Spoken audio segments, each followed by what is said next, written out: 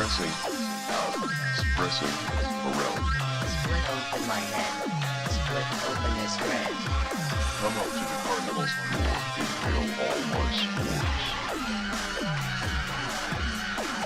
Shafts of light bend around your crown as the new age cloud ties you down.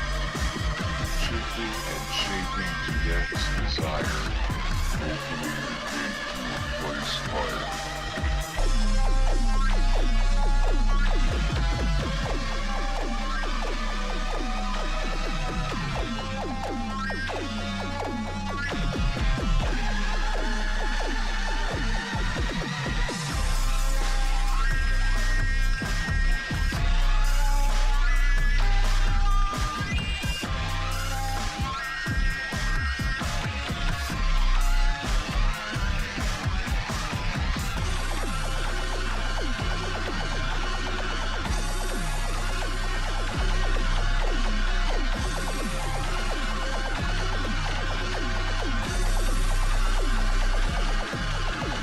Expressing out, expressing around.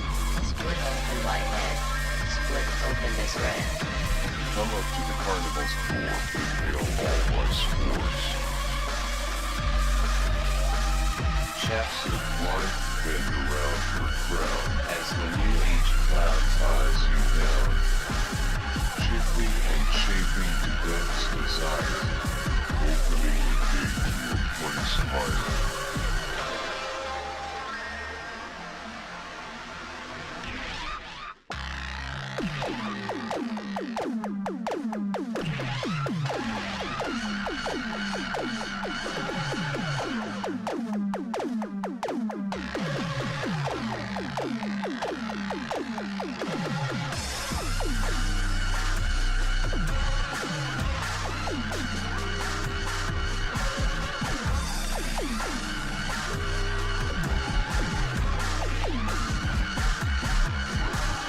Expressing out, expressing around.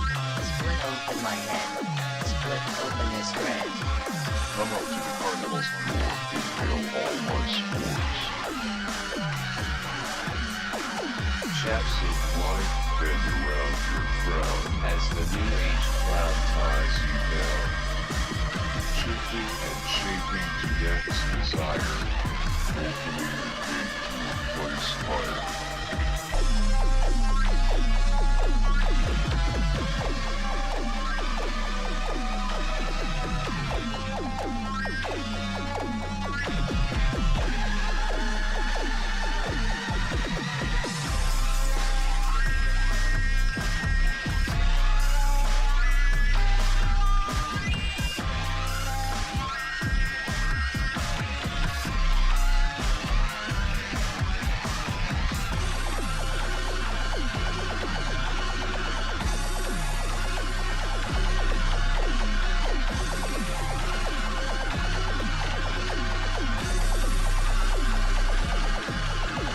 Expressing out, expressing around.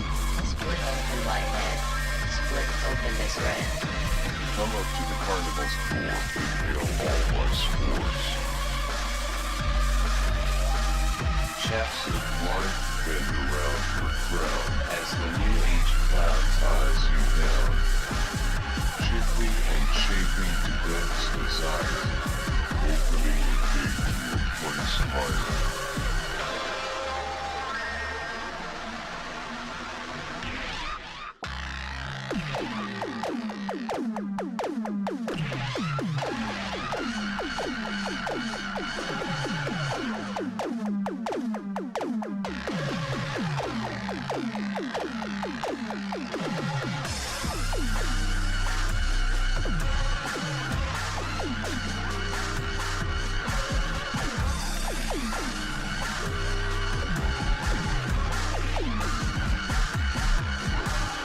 Expressing out, expressing around. Split open my head. Split open this red. Come up to the carnival's floor, inhale all my spores. Shafts of light bend around your crown as the goodness. Pardon me. I have a little bit of a raspy throat today. I'm trying to drink a little more water. Uh, don't mind the profile view here. It's just easier for me when we go to the set. So, or my 3/4 view, excuse me. So if I turn my head a little bit like this, I will look at you guys, but then I will slowly drift back to my original position. So let's not worry about that. But as for now, let's talk about our stream from yesterday, where we had episode 2 of the VOD with Mire the Giraffe. What a fun and exciting show and interview. I mean, even though that was the second episode, it's still mind blowing to think about how many people there are and just how many unique personalities we have. Welcome, Oth. Yeah, she was cool. Just a lot of the excitement comes from just meeting new people and talking and just really diving deep into what makes a person so unique and so fun. And for me, at least, the conversations we had yesterday were really enlightening and educating, especially near the tail end of that interview.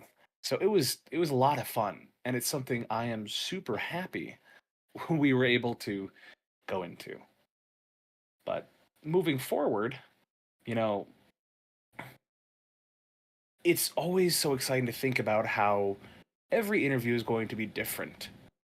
And it always fills me with such excitement to think about how many interesting people we'll encounter as we keep doing this show. And I say we because, well, this is more than just me. This is more than just my team. This is you guys, the audience. So, keep that always in mind that I can't do this without your guys' support. So, yeah, we have a wonderful, oh my goodness, my voice almost cracked. We have a wonderful, wonderful guest today. Now, it's a little bit unique because in terms of VTubers, you don't see a lot of individuals like this, meaning professional-wise. Now, we have a guest. His name is Joey D. King, and he is a 31-year-old mime. And that's what I mean. You don't see a whole lot of mimes anymore. It's an age-old art that has some of the most important basics and of acting that you just don't see anymore. Like, for instance, Robin Williams, one of the most celebrated actors and comedians, got his start as a mime. And just the way how he presents himself and moves his body, offers some very important skills in terms of performing, but also just, life in general. So, but Joey is a 31-year-old mime who works at the circus from 9 to 5. And after work, he likes to play games. Now, he used to watch his favorite virtual streamer, or Oshi, named Miss Pear Undies, who is now on a 10,000-year hiatus, which that is an incredibly long time. So I can't imagine what will happen after that 10,000 years. But yeah, why don't we get into this? So let me move this a little forward. Where is my audio? Did my audio decide not to work with my music? Sometimes that happens. Well, that's okay. I'll figure that out later. So, welcome to the show, Joey. We're so happy to have you. How are you doing today? Glad to be here. Can I call you Valentine? It's Valentine. IV. You can. Val just works fine. Val, it isn't. So yeah, thank you for having me. Thank you for hosting me. Yeah, glad to be here. I've done a couple interviews in the past. Hopefully they all turn out good. But let's see.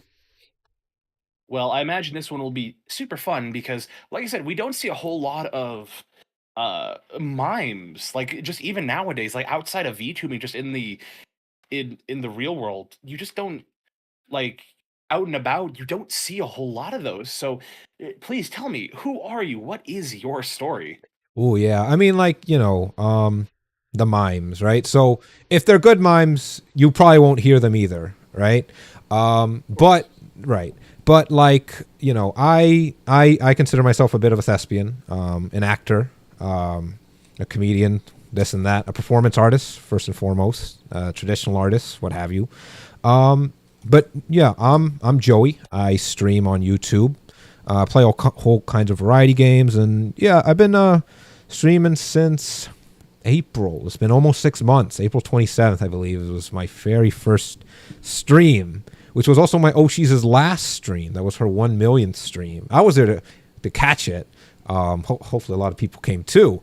But yeah, like I do all kinds of things now. I did a cover. I'm doing skits. Do a lot of video game streams. Been meaning to do an ASMR stream. Hopefully, a lot of cool ideas for that.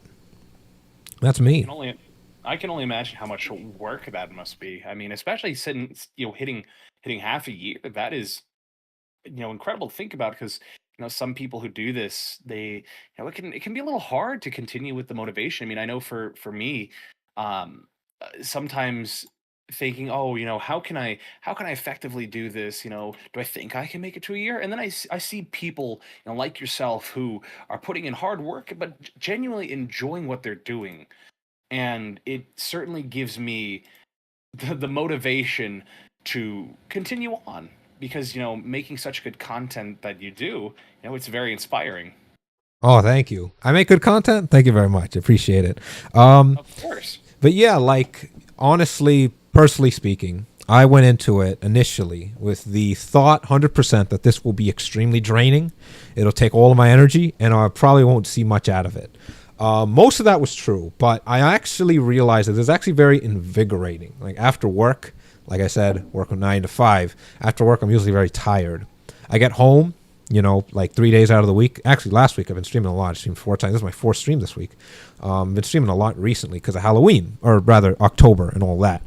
But I noticed that streaming has actually invigorated me, and I was fully prepared to stream and be absolutely wiped. But streaming has actually given me energy. Every day after work, I come home like tired from work, have to walk to work, gotta walk back. And then I start streaming, and at the end of my 2-3 hour stream, I got so much energy. Like I could probably go into a boxing match and last a couple rounds with how much energy I come out of streaming. So it was very surprising, It was very surprising, and a very surprising experience for me, personally speaking. I know exactly the feeling you're talking about, because I work at 9, or I work an 8 to 5 job, Mm-hmm. and so sometimes those 8 hours can be so draining. But when I come home, I'm just like, suddenly, where did this energy come from? Where I can do a 2 hour stream, or like I want to say a couple weeks ago, I streamed for 4 hours during a weekday, which I never do. But I was so into the stream, and I was enjoying it so much that I was able to really just sit there and really enjoy myself and have fun. Oh yeah, totally. That's very relatable. That's me most streams, honestly. It's, and like the feeling hasn't died down. The feeling hasn't died down after 6 months, I could say. Well, just in seeing the hard work you put in, I can only imagine that all of that work, it builds on itself, and you just see the fruits of your labor just slowly piling up. It's just really enjoyable to watch. Oh yeah, totally. Like if you see some of my early shorts, right, when I started clipping myself, the early shorts are very rudimentary level video editing. I look back on it myself and I'm like, that was so easy. Why was that so hard for me? My newest shorts are like extremely more complicated from a video editing standpoint, if I had to say so myself. Like for my Cuphead short, I had to do a little bit of SFM work, right? Like source filmmaker work, just for like a 3-second bit at the end where the devil from Cuphead shows up and starts Gangnam styling. Just for that bit, I had to like spend like hours, maybe like at least 12 hours learning some SFM just for that bit. I'm going to use SFM again, so, it's definitely a skill worth learning. But, you imagine, you put all this work in just for 3 seconds of video. 3 seconds of video that I put right there at the end. But it was perfect. I wouldn't have it any other way, honestly. Now that you mention that, can we talk about SFM a little bit? Because, I play a lot of TF2 or Source games on my TF2. stream. Gary's Mod or Half-Life, and so no, that's not the reason why I bring it up. I bring it up because I've heard that learning SFM is pretty difficult. Is this true? Yeah, honestly, there's so much I don't know. I just know the tip of the iceberg, just enough to get what I needed to get that clip for, like I said, the Devil Gangnam styling. But like, yeah, it's like honestly, it's just a nightmare. Honestly, there's so many things that can go wrong, that will go wrong. Man, it's reminded me of when I first started all over again. You're always a novice in some field or another, right? Like when I first started, there's so much software and hardware you need to get configured just to get like a basic stream going on anything. So when I started learning Source Filmmaker for that, I was like, oh man, I'm back at it again. A novice stepping into this new field. I got much to learn. And it's not going to be easy, and it wasn't. Like I could probably spend more time learning more Source Filmmaker just to be that much better at making videos and content and whatnot. But I'll wait till it's necessary, because right now I got a lot on my plate. So when it's necessary for me to learn some more Source Filmmaker, I'm going to do it. But for now, the amount that I know is just enough to get me by with the content I want to make. Have you worked in any other rendering software like that before, like Unity or Blender or I think Maya? Ooh, so 3D, yeah, other 3D stuff, not so much. I only really use Source Filmmaker because I'm familiar with the Source games, and there is a lot of resources for Source Filmmaker. Not say that they're, the other rendering systems don't have a lot of resources, but that's just where I'm most familiar with as a PC gamer, playing a lot of Source games, TF2, Portal, Left 4 Dead, all that. It's just because you know where to get all the content, right? Like if I need models, I can find them. Right, I could just find them on Steam or whatever, or Gary's Mod, just import them or whatnot. But yeah, that's the extent of my 3D rendering capabilities. Well, just seeing the short you're talking about, because prior to this, I was taking a look at the shorts, and like I said, they're just really enjoyable to watch, and seeing the amount of work that goes into it. Like I follow a couple TF2 SFM creators that just do a lot of work, and I can just only imagine how much time, precision, especially scrutiny, because I know a lot of people who do that specific thing. Like I have a good friend who now works for a gaming company in, I think, Taiwan or China right now, because he recently worked on Starfield, especially as a 3D renderer and all that. And he talks about how a lot of people in this industry who do that kind of rendering and modeling they scrutinize their own work incredibly, because they really want to bring out the most in what they can do. So I can only imagine that you do that for a lot of your work. Yeah, I mean, not particularly with SFM, because I realized, like I said, I knew just enough about it and learned just enough to be able to get the joke I needed done.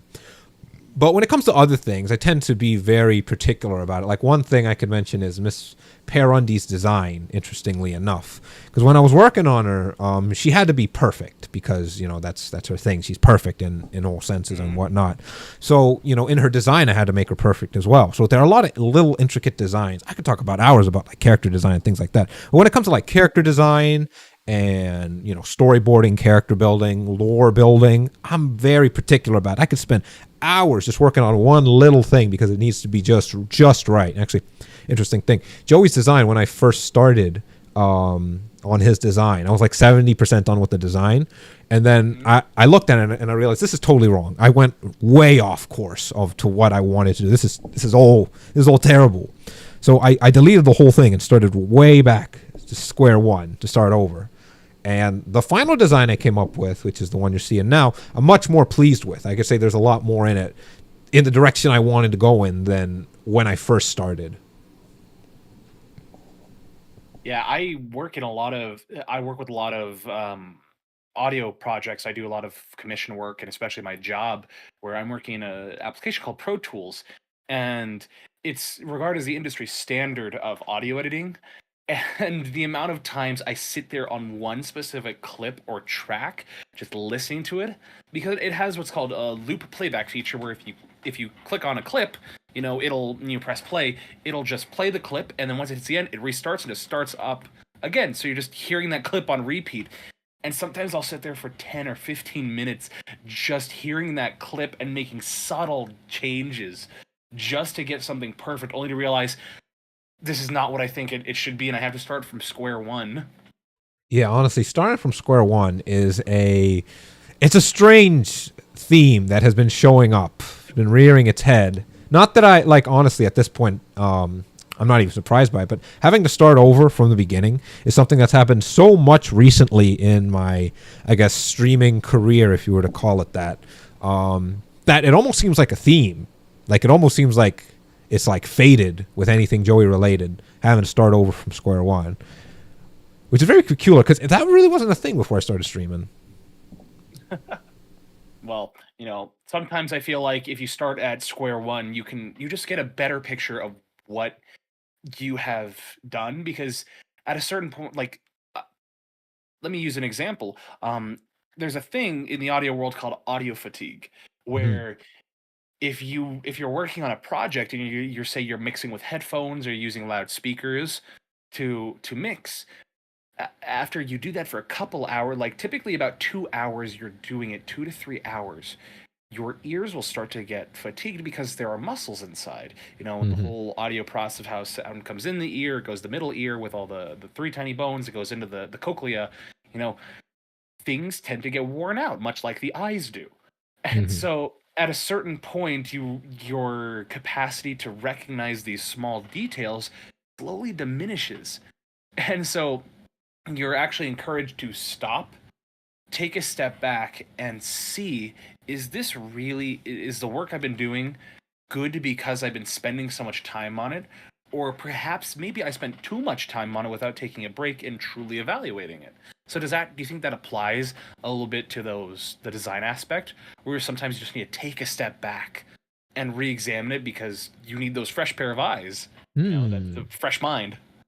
Well, I could say when it comes to drawing, that doesn't really happen. What happens is you get random bursts of inspiration. And when you get those bursts of inspiration, it's absolutely insane. You could work for 12 hours straight. That's actually funny. That's actually a real example I could say. When I was working on Joy's design, I was so possessed with the idea of making it this specific way that I like actually would work on it like nonstop, like 12 hours straight. Some days I would work just working on the design and rigging straight and then sleep. You know, eat in between, but did nothing else in between, like no gaming, no nothing. And that's what I would say creating like digital art is like, and rigging to some extent as well. I could say that's what it's like. When it comes to video editing, it's very much parity to what you mentioned with the audio fatigue. But I wonder if there's like a brain fatigue, because for me, I'll work on a joke, I'll work on a clip, and I'll work on it, because it takes a long time to get this stuff done. I would work on it so much, I would forget if it was funny or not. I would do a joke, and I was like, was that funny? I don't remember. I've been working on it for so many hours, hearing it back in my head, rewatching it. From a purely comedic, by-the-book example. You know, I do the timing, right? I do the classic joke of threes. I do a lot of very technically funny stuff. But I watch it so often, and I hear back to myself so often, when I'm near the end of finishing it, I'm like, is this funny? Was this funny to begin with? I don't know. So sometimes I'll just have to gauge it with somebody who's never seen it. I was like, is this funny? And then I'll show them a clip of just the joke, isolated by itself. They'll be like, oh yeah, that was funny. It's sometimes hard to find honest criticism because so many people like being nice. Yeah. But I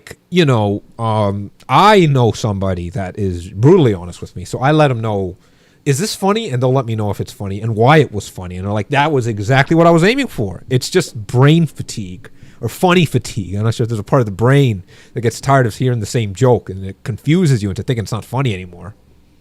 So what it sounds like is it's kind of like when you look at, I mean, especially for English speakers like myself, and you and just anybody else, or just for any language for that matter, the more you look at a word, you start to think to yourself, does that word really look like how it's spelled? Like, for instance, I looked at the word follow right, a couple days ago, and I saw it, or no, lightning, that's what it was. It was the word lightning.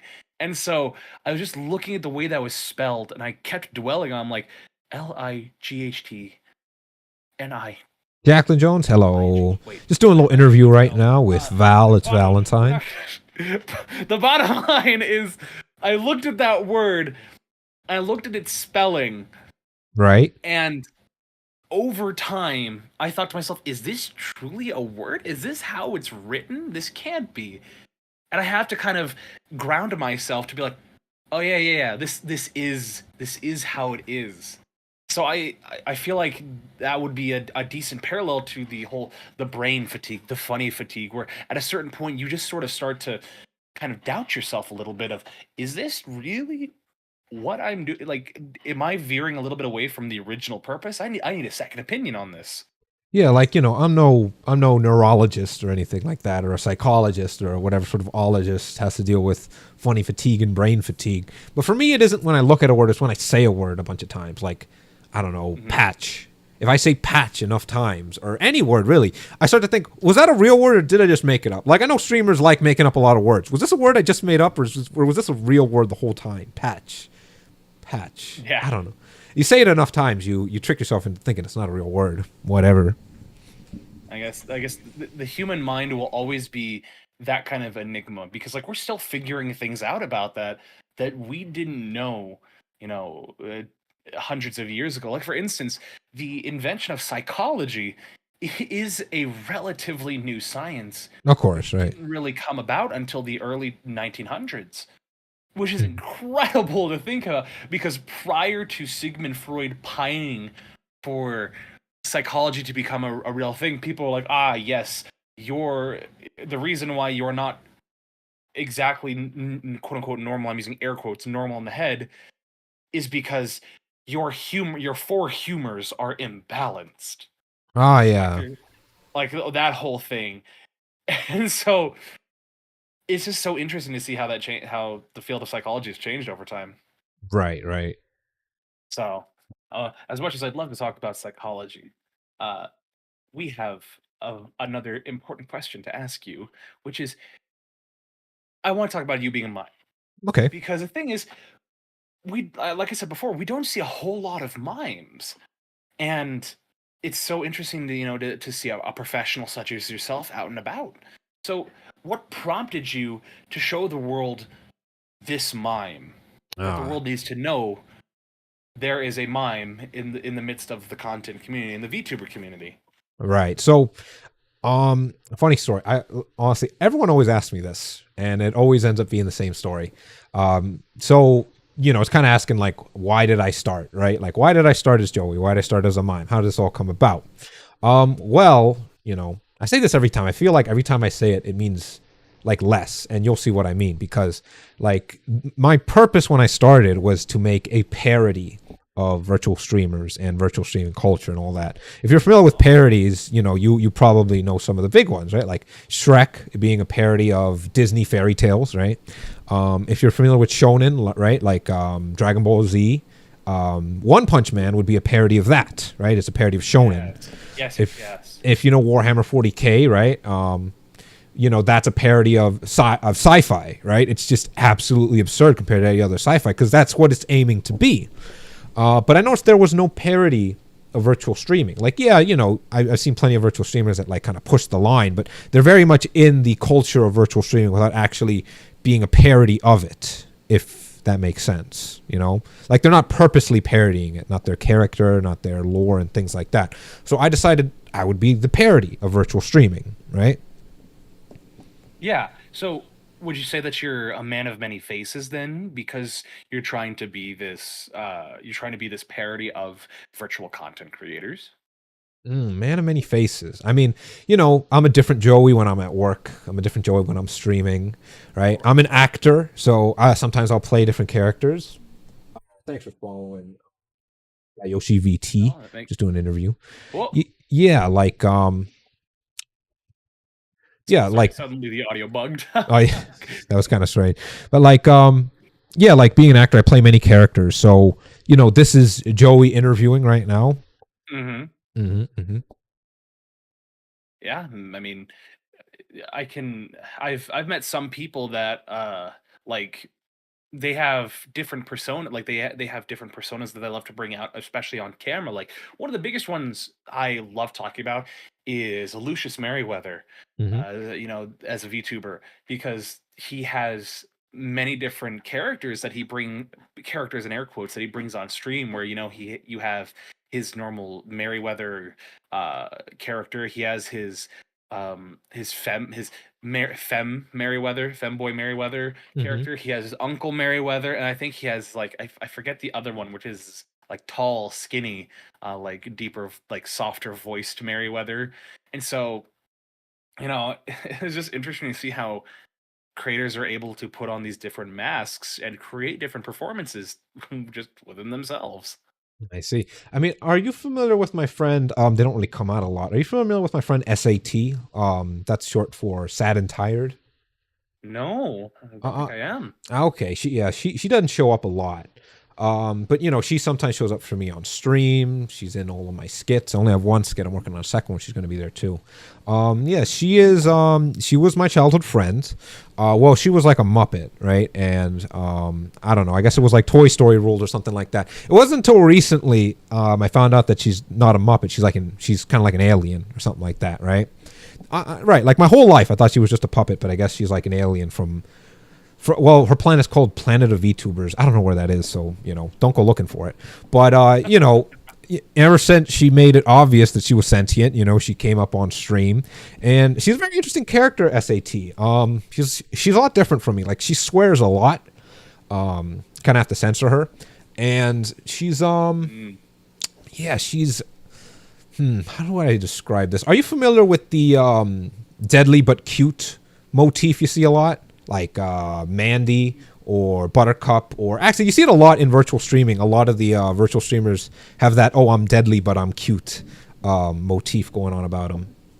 Yeah, I recently learned about a VTuber by the name of Tenma, where she is exactly like that.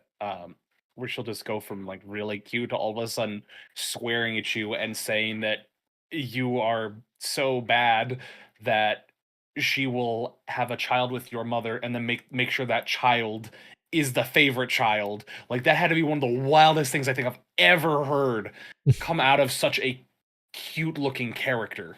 Okay. So if you're familiar with it, SAT is like that, but minus the cute part. Okay. Okay. I hope she's not watching this because she might get mad. Well, actually, I'm not sure. Maybe she'll get mad if I call her cute or if I said she's not cute. Doesn't matter. Regardless, that's SAT's character, and she'll show up occasionally. The problem is that she doesn't show up a lot because it's really hard to set up her whole model, and plus, I need to hold her up with my right hand because she's incapable of moving without me. Oh, I see. So then, does that kind of dynamic of you holding her up and you helping her? Does that Yayoshi lol, yes. dynamic Mm, between you two? yeah. Especially since I've known her for so long, and she just chose to kind of just stay quiet. I'm not sure if, like I said before, maybe it's Toy Story rules. Maybe they have like a statute of limitations. After a certain age, the toys are allowed to talk and move without breaking any rules or something. But yeah, like she started showing sentience right around when I started streaming around 6 months ago. And, I was freaked out, but like, I'm an adult, there's a lot of crazy things in the world. She explained that she's like an alien from POV. And I'm like, okay, that's cool. I'm streaming. Do you want to like come on stream? Because I'm going to spend a lot of my time working and streaming. She's like, well, I guess. So yeah, it's hard to meet all her needs because she can't move. She can't stand unless I hold her up with my right hand. She likes swearing, but I can't have that happen all the time on stream. She swears like a sailor. Ooh, goodness.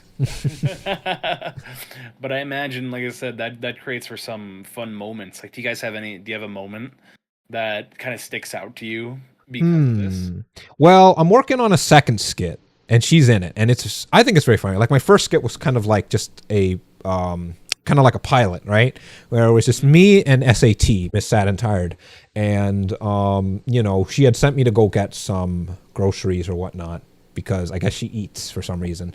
She's a toy. I'm not really sure why she eats. Regardless, I ended up bringing home a keyboard from the store. She got mad at me, and then she's like, okay, what are we going to do? She ended up setting the keyboard on fire, and that was the end of the skit. And I was like, okay, that's a good start. The second skit, I think, is going to be a lot longer, a lot higher production value. Maybe I could spoil a bit of what happens. And so in the second skit, it's me and her, right? And I'm about to go to sleep, right? And I see some clickbait video on YouTube, and I'm like, I really don't want to click on this. I'm about to go to sleep. This is just gonna like get me all heated and stuff. But then I see one I just can't resist. The thumbnail says something like, "Oh, Miss P fan goes too far," and I'm like, "Whoa, Miss Perundi's fan that goes now. Miss P is short for Miss Perundi's, if you didn't know. But like, what Miss Perundi's fan goes too far. I got to see that. I wonder what happens.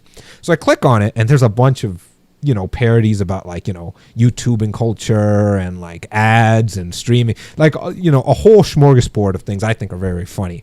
And then it's just me and her just sort of like doing a bit of a Mystery Science Theater 3000, if you're familiar with that series. Yeah. Yeah. We just do a bit of Mystery Science Theater 3000 on the video. And it's almost done, honestly. I've been working on it for the last couple of weeks because I'm very excited about it. But that's mainly what me and her do. Sometimes she shows up on stream for like gaming streams. The only one she was in was, I think it was my Darkest Dungeon stream. She was there for that. And she was awfully nice, mainly because I was playing very, very well in that game. I imagine if I played very, very badly, she had very stark words to say.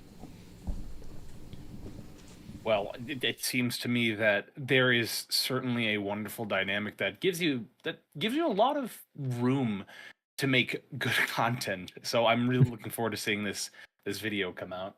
Oh yeah, totally. As well am I. Did you have any more questions? Oh, I have plenty more questions. Good to hear. So that kind of actually moves us into our next question, which you post a lot of YouTube short content. Right. And the thing about it for me is that there's a lot of effort that goes into these videos. Thank you for noticing. Of course, like what was it? The one I saw recently. I actually posted another one right as we started streaming. You're kidding. Oh yeah, like I do that sometimes to advertise a stream. I'm like, here's the new clip, streaming right now. So I posted it at around 4:00 on my Twitter and YouTube and TikTok, I think. Yeah. So let's see, because I think I can. There was one that specifically stood out to me. There it is. There's the channel. YouTube Shorts. There it was. It was the Prop Night collab, and then the actual Cuphead one. Like the Cuphead one, that was a really fun one to watch. Specifically, the music choice. Like I've noticed a lot, like really unique music choices that you don't hear traditionally. Like a lot of popular, big famous songs. So just like there's clearly a lot of work and love that goes into this. Right. Like when I first started, the first couple clips I did, there was no music. But it wasn't until like later on I realized, music would help this out a lot. So I started making a habit of picking that's actually the first thing I do when I start making a clip. I find the perfect song and I listen to that song and I let it drive me in what direction I want to take the clip.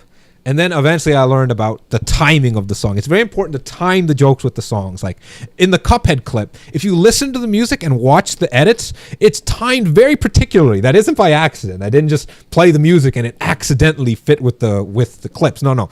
They were timed specifically to try to make it as funny as possible. The timing and the jokes and all of it. So in terms of editing, that's the first thing I do. I find a song.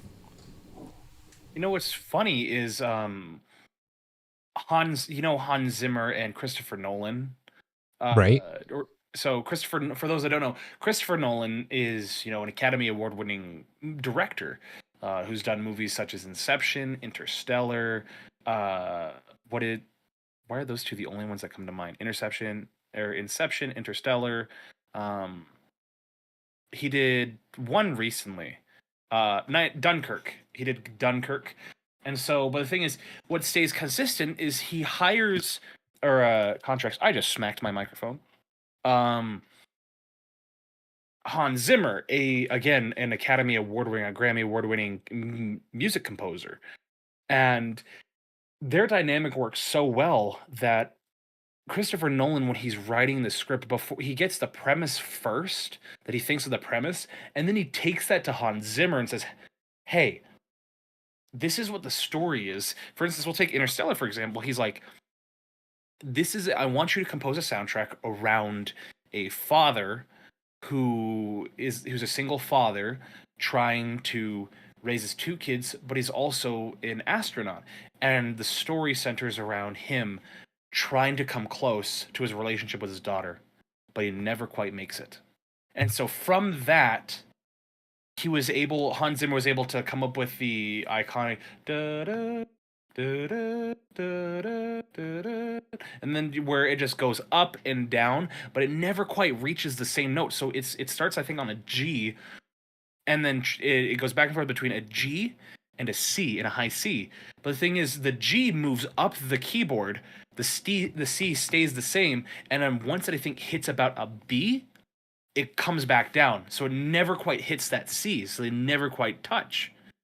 And so it's really interesting that you bring up focusing on that music first when you create that concept.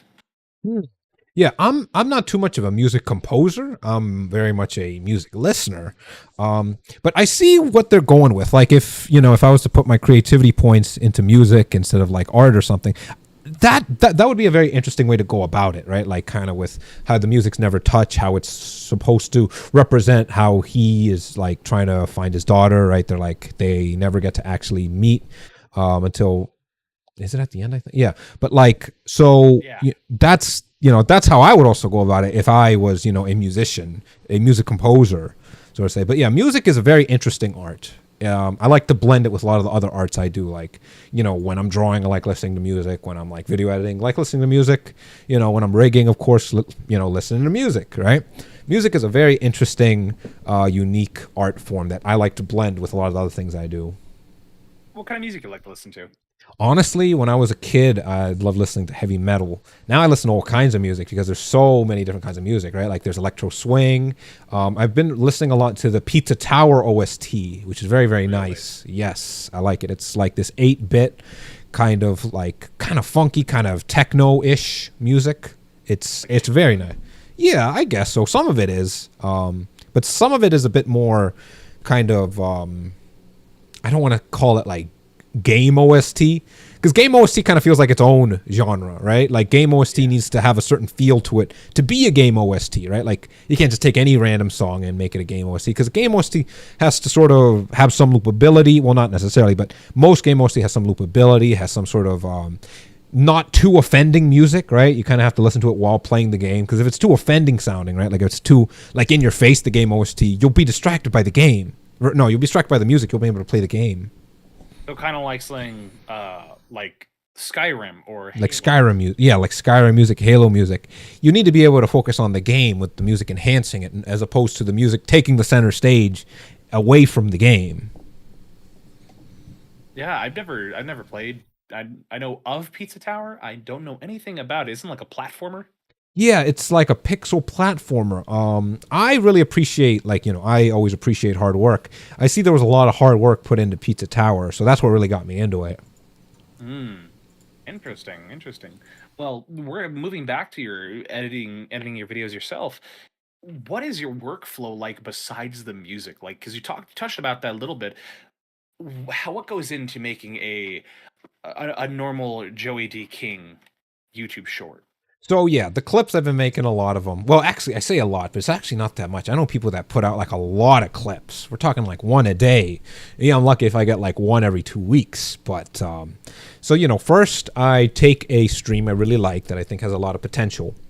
Then I find a soundtrack that I think fits with the jokes I'm trying to go with, right? I'll listen to the soundtrack. Yeah, okay, this fits kind of well. Then I'll watch the whole stream. I did this thing back in high school called chipmunking, where you would play the teacher's lecture at like 2 times speed. So I would re-watch my stream at 2 times speed to get it through faster, so I could get to the content I want as quickly as possible. Then when I find the clips I think have some potential, I would. Now, me personally, I use DaVinci Resolve. When I have the clips I like, I would cut them out and put them in DaVinci Resolve on different timelines. Then I would get the best jokes and put it at around under a minute, because YouTube Shorts is 1 minute maximum. Otherwise, it doesn't get onto the shorts, right?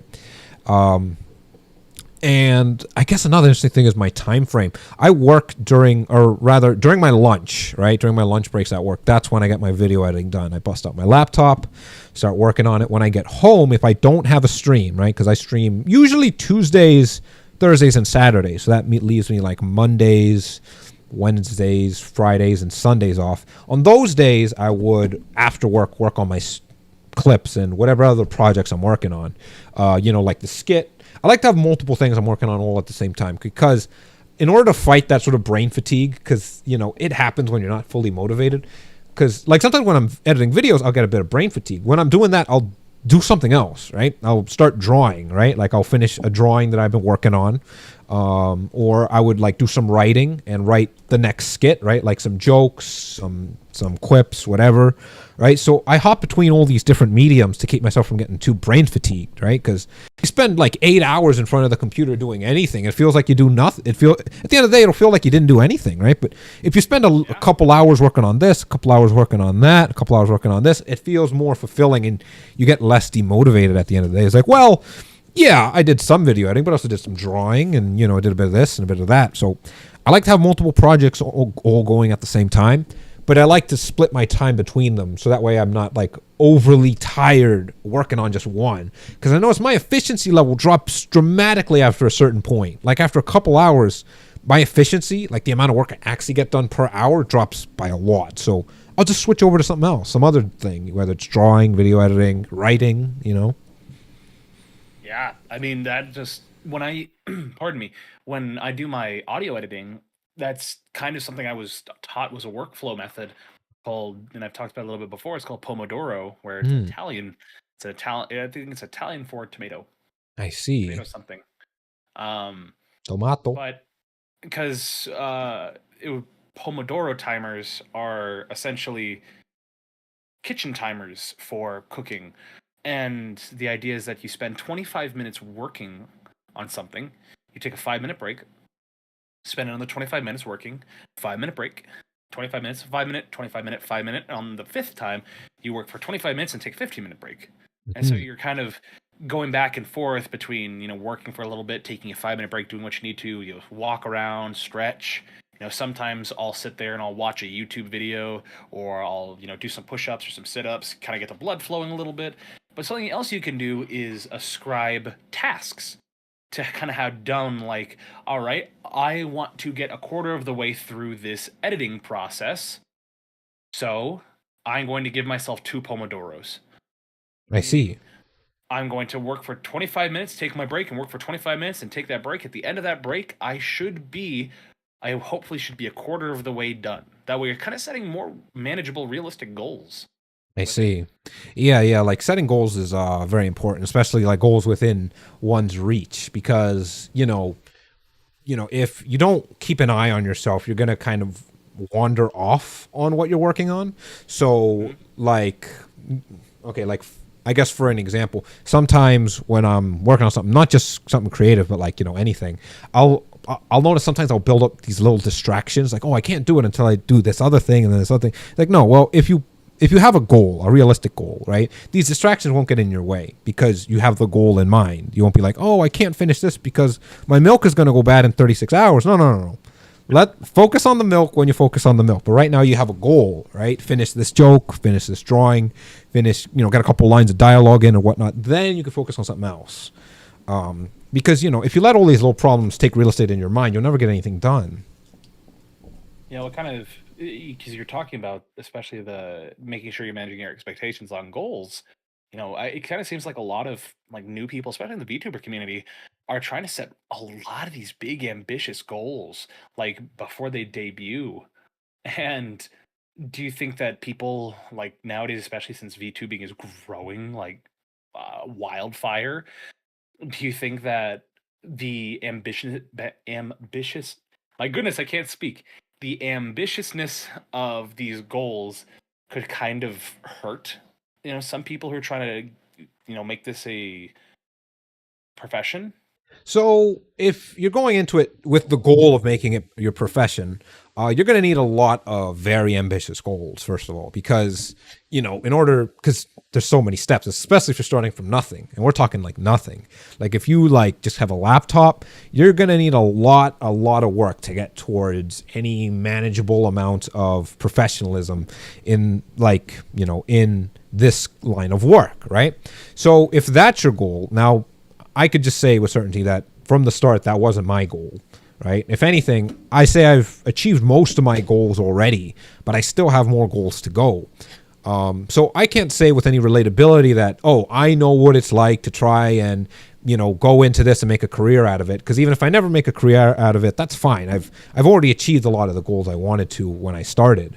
But if you're going into it with that goal, which is perfectly fine, you have to realize that it is, it's very competitive out there, as I can imagine. I've been in a couple of competitive fields, and I could say, this is definitely one of the more competitive ones. Because there's so many other people, right? And this is more of a not a guarantee, of course, right?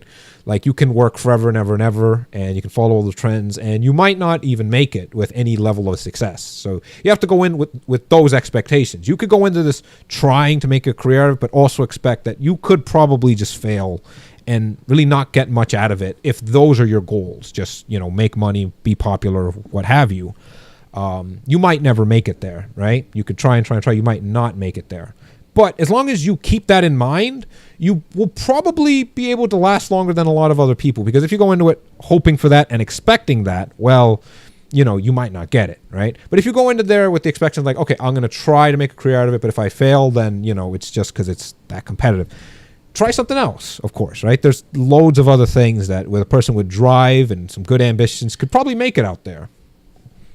So then, would you say would that be your advice to anybody who's trying to do this? Is just manage your expectations, and kind of what you put into it is what you'll get out of it, is kind of have that mentality.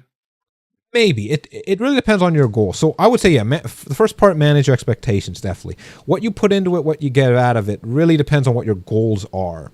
So if your goal is to be popular or to make money out of it, then what you're going to be putting into it would be a lot of, I imagine, following trends, being very marketable. If you put these things into it, you'll have a higher chance of getting out that outcome. If your goal is something else, right, like artistic expression, performance art, making music, right? Like, that's another form of artistic expression, but, just to be more specific, of course, then what you're going to have to put into it would be like, your time, your loving energy, your creativity, right? Like your artist soul, you'll have to put into it. And what you get out of it, which is, what I've been doing, I've been putting a lot of my artistic soul into this. I've gotten out of a lot of, like, I look back at all my shorts and think, wow, I really like what I made here. I think this was really good.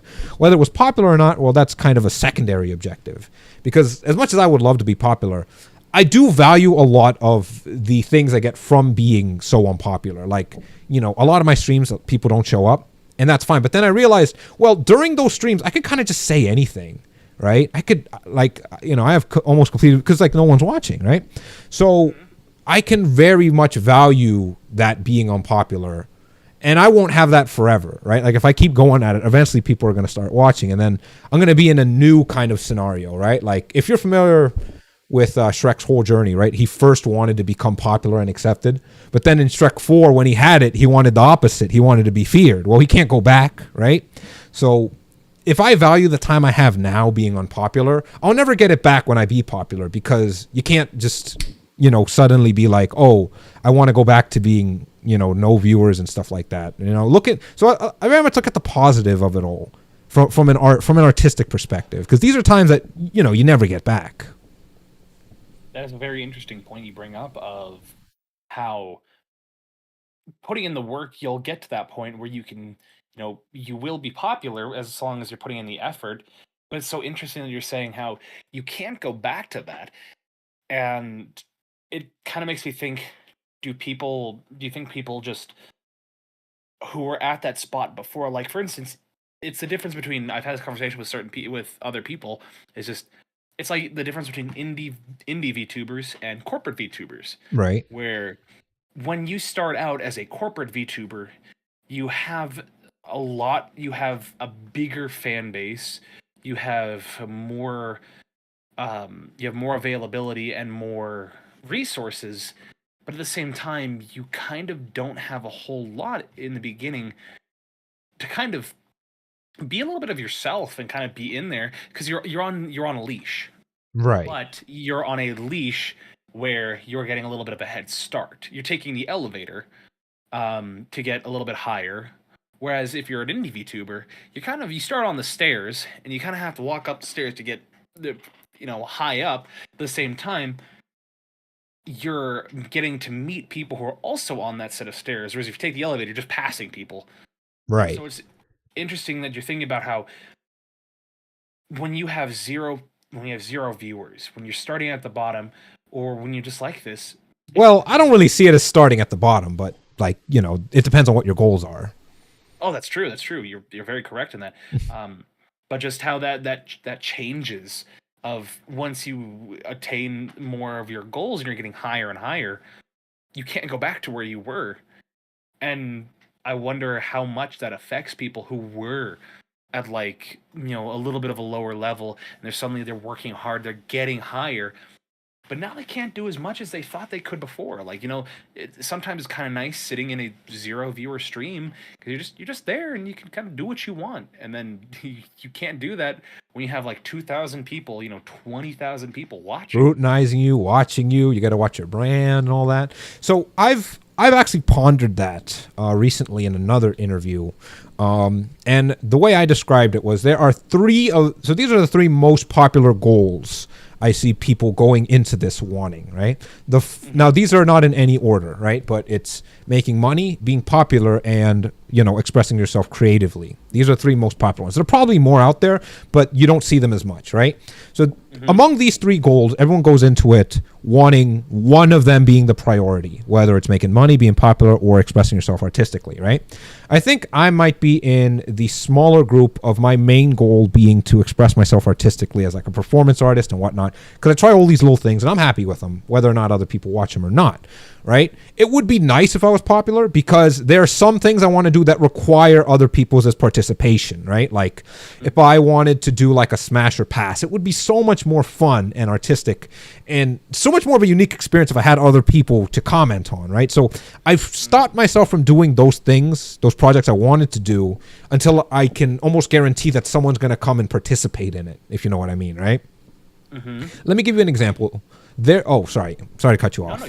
No, you go ahead. I will mention that after you go ahead. Great, awesome. So, there was this one performance artist I'm familiar, well, not familiar with, but I know of her work. I think her name was Yuko, I believe.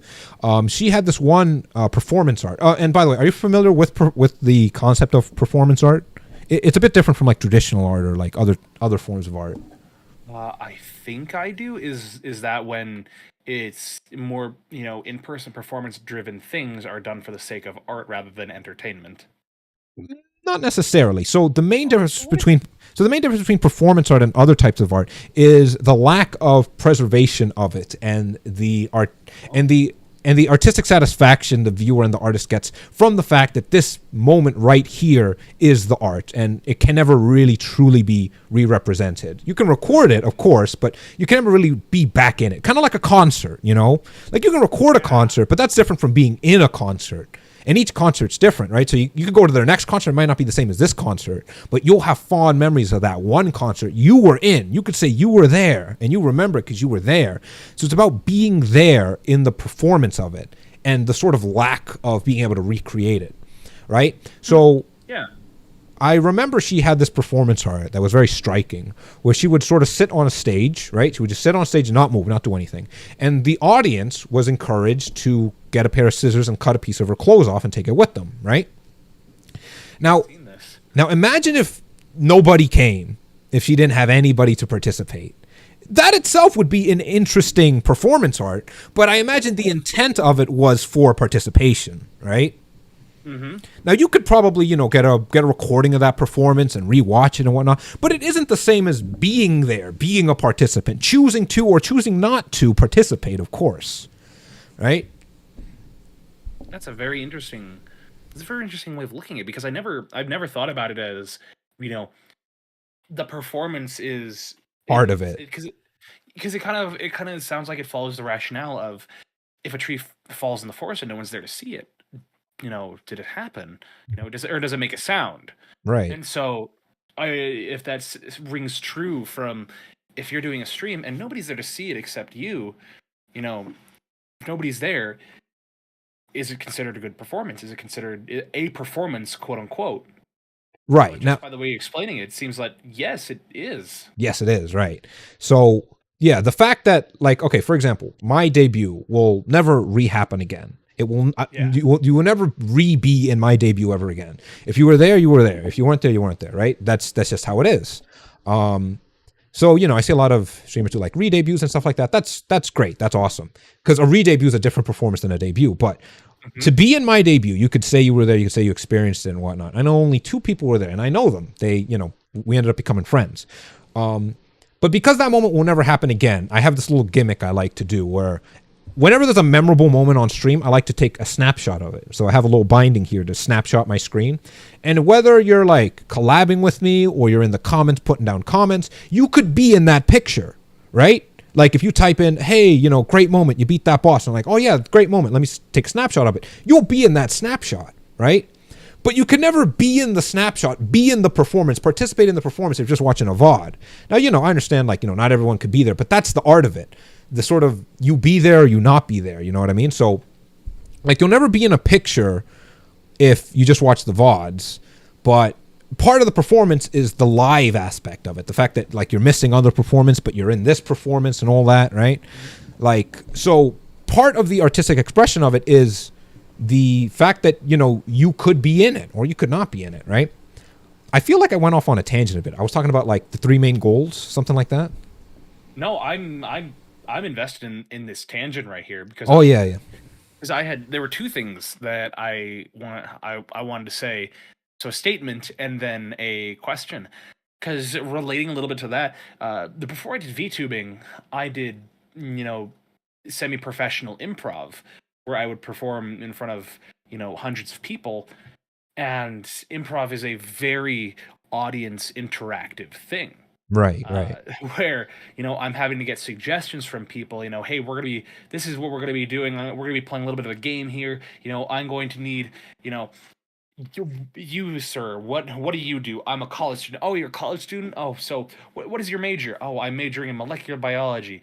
What is a funny thing you'd find in a lab that you would never find anywhere else? A stethoscope. All right, that's our suggestion. And it's kind of interesting that when you talk about this is that you can, because we recorded our performances in the past, you'll never have that same feeling of watching an improv performance if you do it, like watch a video of it. Exactly. Part of the art, you're missing part of the art if you aren't there. So then that leads me into a question.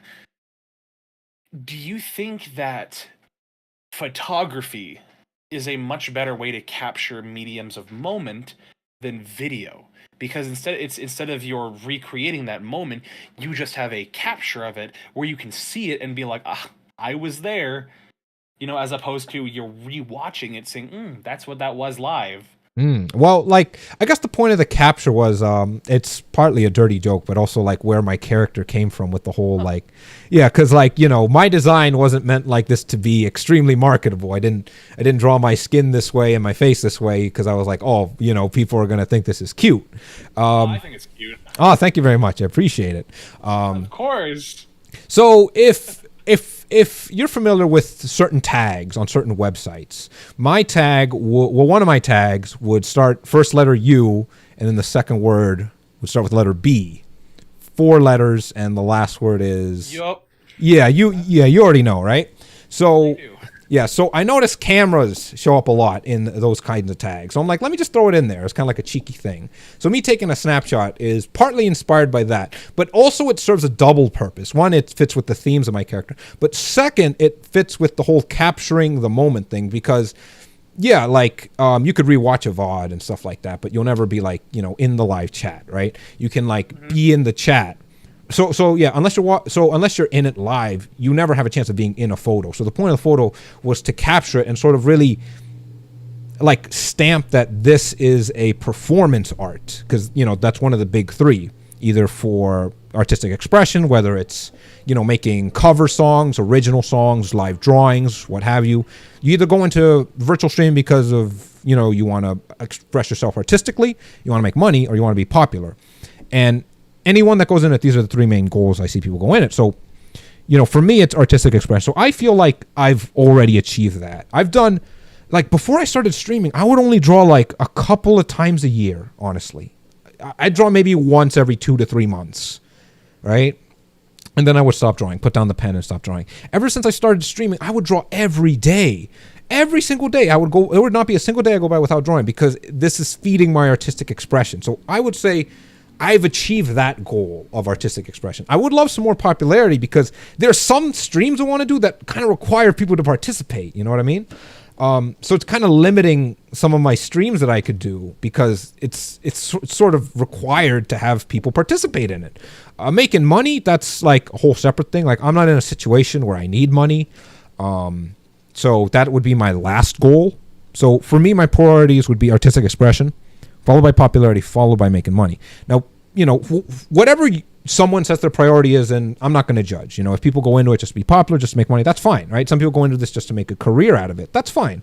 But then, you know, what they'll put into it will be different from what I put into it. You know what I mean? Or from someone else will put into it. And that's everyone's unique journey on this virtual streaming career, so to speak. So that's my whole thing on the three main goals I see people go into this about. Did I answer your question, or did I go on a tangent again? No, I think you answered the question, because to me it sounds like if I were to put it in a way I'd understand, it sounds like you've created a what I'll call the Joey D. King streaming hierarchy of goals. Right, You know, right. instead of the Maslow's hierarchy of needs, I feel like it sounds like a hierarchy of goals. Oh yeah. Before breathing, I gotta express myself artistically. Then I can breathe. Yes, I got to put out this YouTube short. I got to make sure the music. I got to make sure the SFM is perfect before I can even drink water or breathe. So, but I know some people that are like that, where they put so much they put so much work and effort into that, and it's just they're not kind of diversifying their needs a little bit. And they're focusing, putting a lot of priority on goals that maybe in their immediate moment should not be as prioritized. Like, because as you said, you don't need as much. You're not in a position where you're actively needing more money. You're in a good spot, and so you're focusing more on artistic goals. Yeah, and like, right. Okay, keep going. I didn't mean to cut you off. I just had an idea. No. I'll save it. No, that's okay. Oh no, that's okay. I was just finishing up with but you kept that, and you just want to express yourself artistically, because you feel that's more fulfilling in your current state. Right. So yeah, like if I was in a state where I needed to make money, virtual stream would not be my first choice, honestly. Like if you're going into this to make money, unless you're like very sure, like for example, if you're corporate or something, unless you're very sure you're gonna start making money like quickly and enough, this would not be my first choice to make money. Like if I needed to make money, I would take more part-time jobs to get more overtime, things like that, because that's more stable, more obviously like more chances, right? But that's kind of the thing about corporate streamers. I don't watch too many corporate streamers nowadays. The only one I watched was Miss Perundi's. But the thing was, like, when you go into corporate streaming, I would say by default, your first two priorities should be either popularity or making money, with your third being artistic expression. Because if you go into it with your main goal being artistic expression, and you forego popularity and money, because when you're a corporate, there's some liberties you can't take, right? Like there's some games you can't play, there's some things you can't say, there's some songs you can't sing, there's just like Smash or Pass, for instance. Exactly. There's a lot of things you just can't do. You're limited in your creative expression, right? So if that's your main goal, if your main goal is to express yourself artistically, then going the corporate route is going to hinder you on that. Not to say you can't express yourself artistically at all, but there are limitations you have to keep in mind. And of course, this is different from company to company to company, but all of them have some limits, of course. Of course. I mean, and thinking about it too, well, I guess what people sometimes don't understand is that if you do the corporate route and you audition, quote unquote, that suddenly becomes a contracted job. Where you're now working for a company, you're most likely getting either a salary of some sort or a wage, which suddenly, you're working for a company. You're employed. Right. At that point. Right. And there's nothing wrong with that, of course, right? Like that's just the route they want to take. Whether you're indie or corporate or whatever, these are the three things I see most often. And pick what you want, but make sure you're working towards that goal. If it's to be popular, make sure you're working towards that goal and you're putting in stuff to get out popularity. Yeah, because like if you look at, because I like to talk about the difference between, do you know the company V Shoujo? Yeah, I'm familiar. I think I applied once. So, so V Shoujo, So there's V Shoujo, and then I'd like to give it like say Hololive. Now, if you take the two, if you go that corporate route, you as we've talked about, you're a little those liberties are kind of taken out where you're employed, you're following their standards, you're following all of that, but you have more stability, Right. you have more consistency, but you're following guidelines, you're following rules that you're obeying, where you're making you're working for a company. Whereas, say, that indie VTuber, now V Shoujo is not a corporate company, rather they are a management company, which kind Right. of it sounds weird to say, but It's managed by talent, right? thank you. It's Yeah. talent management. And so, you know, you look at people who are part of like say V Shoujo, like Iron Mouse, like Zentrea, like Kason, these people, they are essentially they're still their own person.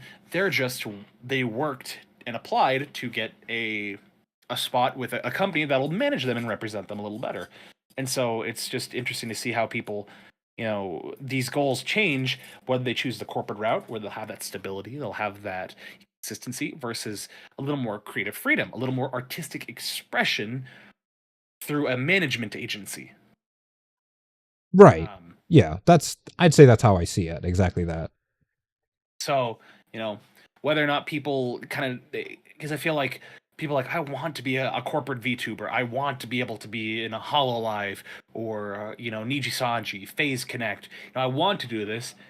Perhaps something that should also be mentioned is, you know, is this what you want to do? Do you want to sacrifice some of this to get a little bit higher, or And so there's definitely pros and cons to both sides, very much so. There is no correct route to go with. I'd say the only correct route is what feels natural to you, what you want out of it. That would be the most correct route, but it's again very personalized. Oh yeah, Mhm. man, this was a very good tangent. Oh, I'm really great at those. I'm really great at those tangents.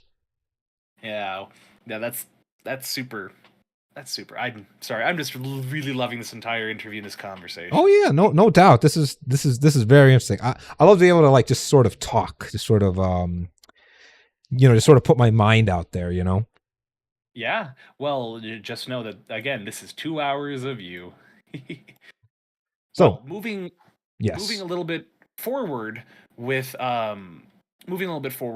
since we were talking about like limitations of maybe with your company or stuff like that, something that comes to mind is collaborations, especially since like people who are part of Hololive or Niji Sanji, they're not necessarily allowed to collaborate with certain groups or certain people, because of contractual obligations about that. Oh But yeah, I see. you, See.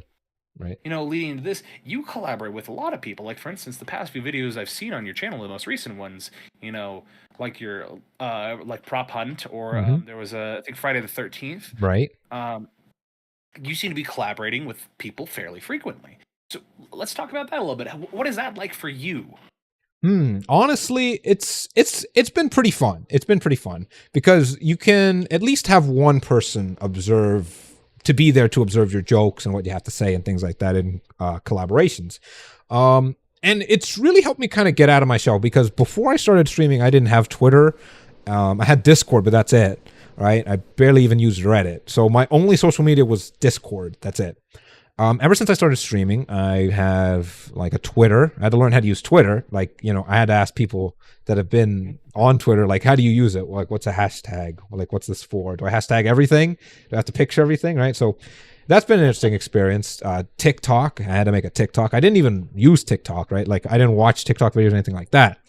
So ever since then, I made a TikTok. Then I made like a Reddit. I don't use Reddit as much either now, but like that's before. Like when I first started, I would network on Reddit. Also, like learned networking and stuff like that. So collabs are really good for spreading your networking skills, right? Like it's a very interesting soft skill to be able to network with people and to be able to be like setting stuff up. In my experience, and this is personally speaking, I'm not sure if it's a me thing, but in my experience, I've noticed about half of the collabs actually go through. The other half don't go through. Some people might have better luck than me and maybe get like more of them go through, especially if like you're a big corporate one. I imagine you have a success rate of almost 100% with your collaborations. But from my perspective, about half of them go through, the other half don't go through for whatever reason. Time scheduling, they couldn't make it, they didn't like you, they don't like the game you're playing. I can't say, but with that, I can say it's very good for tempering also your expectations.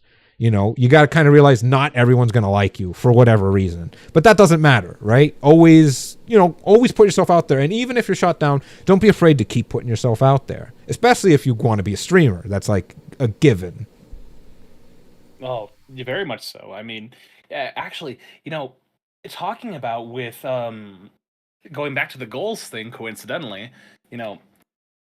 when we see VTuber goals, like for instance, one of my goals when I debuted was to collaborate with one person, to at least to collaborate with at least one person before the end of the year. That was one of my goals. Now I see a lot of VTubers that make one of their goals to be to collaborate with as many as they can. Now, Right. do you think that perhaps do you think that's maybe a good goal to have, or do you think that sometimes prioritizing collaborations over independent content could be a little detrimental, because making your entire channel about collaborations as opposed to doing streams where it's just you, do you think that maybe could affect the performance, the So mindset? So there's actually two things that are relevant to that answer. So first of all, you brought up an interesting point. That is sort of one of the many, many, many other fourth reasons people might go into virtual streaming. The first three, as I mentioned before, in extreme detail, being popularity, making money, and artistic expression. Those being the main three. Some people might go into it just to make friends, and that's perfectly fine too, right? You can do whatever you want. You're your own person. If you're going to it just to make friends with other streamers, that's great, right? And if you just like collabing because you like making friends and playing games with people, sure, that's good. That's all well and good. You can still do that without streaming. But if streaming enhances it, go for it, right? Because you could just like make friends online and just play games with them online. But if streaming enhances that, go that route, should you. In which case, it wouldn't really be detrimental if your main goal is just to make friends. That's not my main goal, but if your main goal is just to make friends and streaming enhances it, go that route, right? Whether it's detrimental or not, that's sort of how, like, where your goals are, right? Like, if your goals are just to collaborate and make friends, then you've obviously succeeded. If your goal is to be popular, then doing a lot of collabs might help you or it might not help you, right? So Yeah, that's really where you go into like your analytics and stuff like that and realize, well, how did this video do, how did that video do, and then you might just start collabing with only popular people because that'll have the highest chance of getting you lots of statistics and stuff like that, in which case you're very much collabing in a very sort of selective way, which is fine as long as you make that your goal apparent. Because remember, in a collaboration, there are two people, at least, you and the other person. Yes. So if you're collabing with them just because they're popular, let that known to them. Let them know, oh, by the way, this is strictly a business collaboration. And if they understand, they understand. Be like, oh, of course, we'll keep this professional. We're not doing this to be friends. We're just doing, right? Like, that's, if your goal is to collab, just be popular, let the other person know. Don't be like, oh, well, I would like to collab, but I can't because my cat thinks your content is bad. And I'm like, okay, whatever. Yeah, make it obvious. Let them know, this is strictly a commercial. Like a lot of corporate VTubers, their main goal, or rather, making friends might not be their main goal, but it's probably maybe one of them. It's nice to have friends. But hold on, let me just reposition myself in my chair. If I've been repositioning myself in my chair every time because I can't sit still. I typically sit on my leg, and so if you see me go like this, where my model goes up and down, it's because I'm sitting up in my chair and then putting my leg underneath myself. yeah, you can't let that leg go to sleep. The leg has to be up watching the stream. Of course. Yeah. So if you're going into it to be popular, you're going to be very selective on who you collaborate with, because your goal is to be popular. You want to collaborate with popular people and stuff like that, right? So it depends. So to answer your question, it depends on what your main goal is. If your main goal is to make friends, then collab with whoever you want, and you click and whatever. If your main goal is to be popular, you really only collab with popular people. But here's the thing: a lot of streamers don't know what their main goal is, and their main goal is sort of a mix of different things. And some days it's this, some days it's that. Some days their main goal is to express themselves artistically. Some days it's to be popular. Some days it's to make money. Like in subathons, I imagine the main goal is popularity and money, right? Artistic expression's there, but it's not the main one, right? So, you behave differently based on what your goals are. So I imagine a lot of streamers go in not really knowing what their main goal is. And that was me when I first started. Because when I first started, I applied to a bunch of, I applied to Hololive, Niji-san, GV Show. I applied to, almost all of them. None of them accepted me, but that was fine. That's when I realized, okay, I can't go into this to be popular because none of the corporates would take me. So I made my own thing. I'm like, well, can I still make stuff out of, virtual streaming? And that's when I got possessed into making my own character, because when you go into a corporate, they give you a character, right? So without a character of my own, I had to make one. And that's when I got possessed into making Joey's character, right? Like his lore and his design and everything. I talk about his design for hours. There's so many little details since I made it all. There's so many little details I could talk about, like his tie, the stripes, and his design connects with other characters like Miss Perundi's SAT. All their designs are connected with all these little details. But I don't want the whole interview just to be about talking about designs, because trust me, I could just talk about it on and on and on. Of course. Well, it's a fascinating topic to talk about. Oh yeah, it is, honestly. Like, it still fascinates me to this day. Like, I look back on it like, wow, I forgot I drew that like that, and just like dissecting it all over again. But yeah, know what your goals are and try to stick with them, because if you mix and match your goals and hop them around, you're going to get a lot of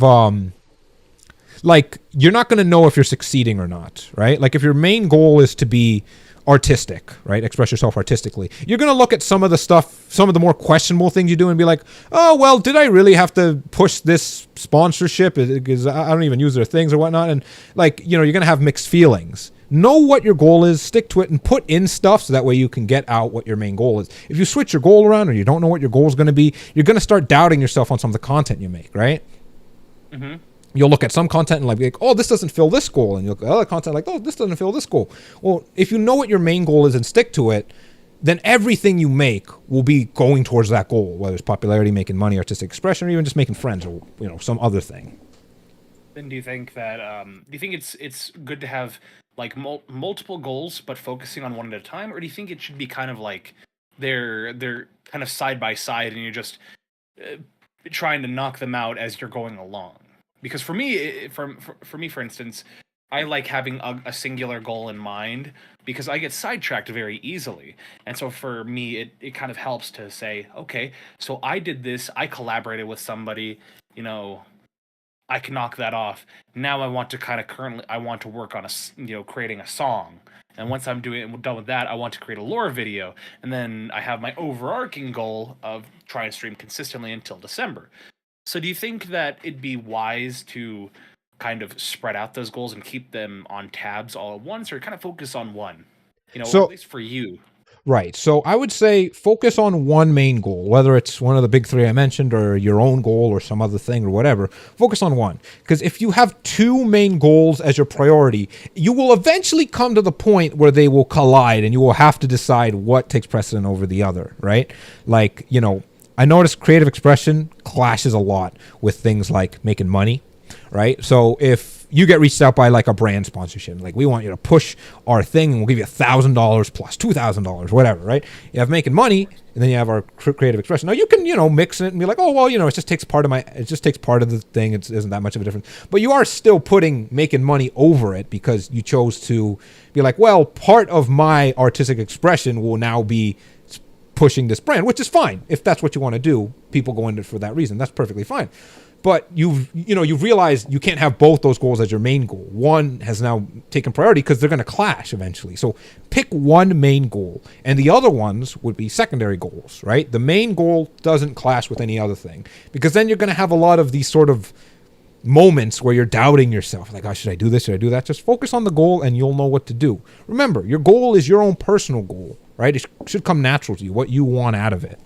If you're in a lot of moments where you're clashing, probably it's because you're putting all the goals or multiple goals as your priority. Don't do that. Pick one and make that your priority.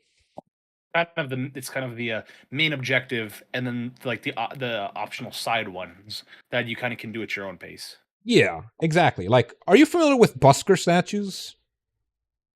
Oscar, like like the people that are on the side of street that are like paint themselves gold and just kind of stand there. Yeah, like when I was in New York, I saw a lot of busker statues in Times Square. They were very interesting. So I tend to notice like my path is kind of like a busker statue. Like, I don't really think busker statues do what they do because it's the best way to make money. I think a lot of them, now I could be wrong. I'm not too familiar with busker statue culture or whatnot, but Yeah. I think it's a lot because of the performance. They go where the people are and they do their performance, being, they paint themselves and they become a statue, right? Like, I doubt, again, I could be wrong, but I doubt a lot of them are like, oh, I want to make it big to be the big name busker statues like Stone Cold Steve Austin or Dwayne The Rock John. No, I'm joking. Those people aren't busker statues. I was joking. But like, I doubt a lot of them do it because they want to make it big or make a lot of money. They do it because it's a performance art, right? Yeah, they do get money out of it, but that's because it's like a secondary goal for them, right? Yeah. If someone paid them to not be a busker statue, well, that's where you realize what their main goal is, right? It's like, okay, I'll give you $100, but don't be a busker statue. Then it's like, do they still be a busker statue or not? That's where you realize what their main goal is. And I doubt a lot of them do it just for the money. My goodness, if somebody said, I will pay you $100 not to be a VTuber, I'm just like, oh, It's set. turtle. Yeah, exactly. That's where your goals collide. Pick a goal, stick to it, and you won't have these collisions where you have to decide, oh, one is this and the other is that, because that's where a lot of the conflict comes in. Man, that's a very good example. I've never thought of that. Yeah, So, yeah. $100 to stop being a VTuber. Well, this has been a very good conversation. I think it's for this last 30 minutes. Let's go back and talk about you. Sure, yeah. I have with me some information that you gave me, so I think it'd be kind of fun to kind of talk about this a little bit. So, firstly, the one that stands out to me, and the one that we talked about earlier, stands out to a lot of people is your skills. Ah, yes, my resume. I submitted that resume to every single corporate VTuber company I imagined. I sent it to all of them. All of them turned me down, and I couldn't understand why. Maybe you could take a look at my resume and let me know what they didn't like about it. I think if I had to guess, they just don't like the color white. Ah, Maybe they just don't like the accents. Sometimes it's the font. Maybe a lot of fonts these days. I should have gone with eggshell. They told me go with eggshell. I'm like, no, maybe white, like Mime white, Or maybe since these are newer companies, I guess they like sans serif fonts. Sans serif fonts. I'm more of like a trebuchet kind of guy, trebuchet MS, but Ooh, those are good ones. But in terms of resumes, I'm not the biggest critiquer of resumes. But then again, my actual resume for my like audio engineering is like just text with lines and bullet points. So you're already doing much better than I am in this regard. But talking about skills, it says here you have a couple of skills. I do, yes. You can now actually thinking about what you talked about with your little Easter eggs and some of the stuff. I can now understand a little bit. Yeah, it's starting to all fit into pieces now. Yeah, I'm starting to plug in the pieces. So it says your skills are a time stop. That's one of them. Yep. Break, Mind break. Yep. an app on phone that hypnotizes people. Okay, technically it's not really a skill because the app is on my phone, but it's how I use it that's a skill. See, because I'm a performance artist, being able to get people in a sort of trance to convince, because you know how mimes work, right? They convince you they're in a box, they convince you they're doing this, they convince you they're doing that. Hypnosis makes it way better to do this sort of paranomasia. Like when I do it, people really think, yeah, paranomasia, you see a lot of mimes do it. Well, I say no. Paranomasia is puns. I'm thinking of pantomime. Yeah, pantomime is what you see. Yeah, I got them too confused. But, when I do the pantomime, people think I'm actually in a box because the hypnosis, it makes it so much more convincing. Aren't you actually in a box, though? Oh, no. It's all acting. Ah, okay. You ruined the illusion for me like my parents did with Santa. Oh, no worries. I got an app for that. Oh, thank goodness. Hopefully after the show you can hypnotize me. That way, I keep the illusion. But the time stop, that's what's interesting. Well, let's talk about that a little bit. So, what do you use that time? I imagine sometimes you need to use the bathroom or something. Maybe you have to sneeze. You got to stop time. There's just these things the audience can't see. I wonder if that's the reason why. So time stop is a physicist's nightmare because of how it would work on a physical level, right? Like if time is actually not moving, then how do you pass through the air molecules without instantly exploding? And like, so imagine if someone was to stop time, they would stop time only for themselves, right? But what is themselves? Like, do their clothes count? Are their clothes part of their body? Right? Like the dead skin cells on their hair, the makeup on their face, what have you, right? So time stop is a physicist's worst nightmare on trying to imagine how that would work on a strictly like physical level, if it was even possible. But for me, my time stop comes purely from acting. People are so entranced by my acting that they assume time is stopped. But I mainly just use it so that way I could think of the next thing I'm going to say. That's why I have so much things to say, because I've been stopping time in between this interview thinking about you didn't even notice. That's how good the acting was, right? Jeez. So yeah, I mainly use it for my next act or the next thing I'm going to say. Oh, dang. That is impressive.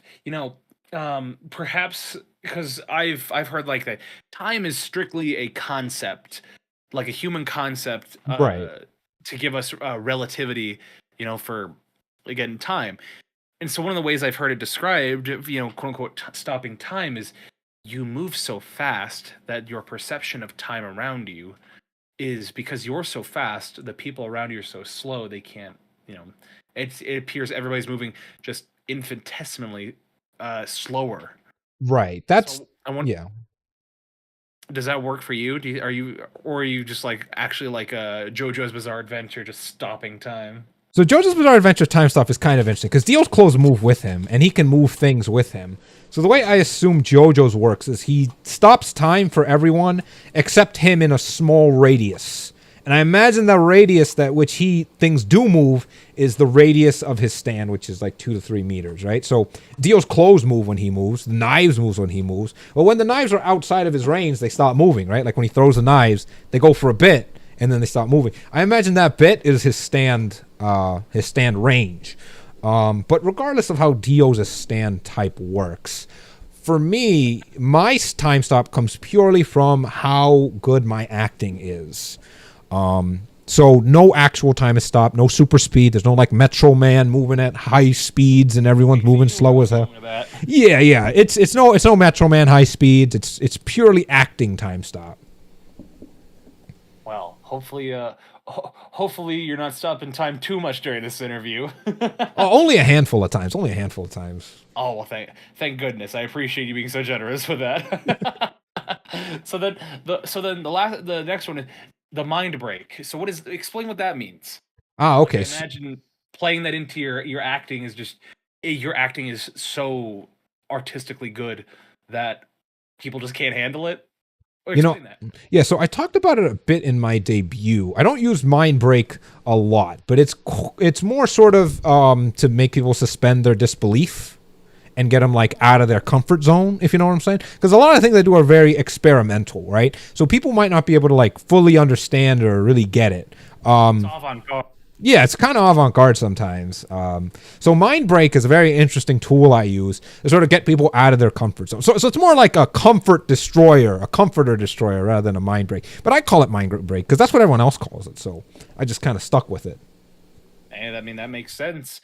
Now, the last skill. Oh, my most powerful skill. Can speak Spanish. Ah, yes. I put that at the end because it was the most powerful one there. So speaking Spanish allows me to, reach a lot more people. I'm Hispanic myself, not fully Hispanic, but my parents spoke Spanish at home, right? Like we speak a very interesting dialect, but I use words like ñaño, ñaña, colcha. But yeah, like yeah, so I speak Spanish fairly fluently and mainly just mainly just to try to reach more people with my acting, with my performance, That, I have actually a question regarding that is there's a lot of VTubers who market themselves as, multilingual, bilingual, polyglots that try and expand their performances and their reaches because they could speak different languages.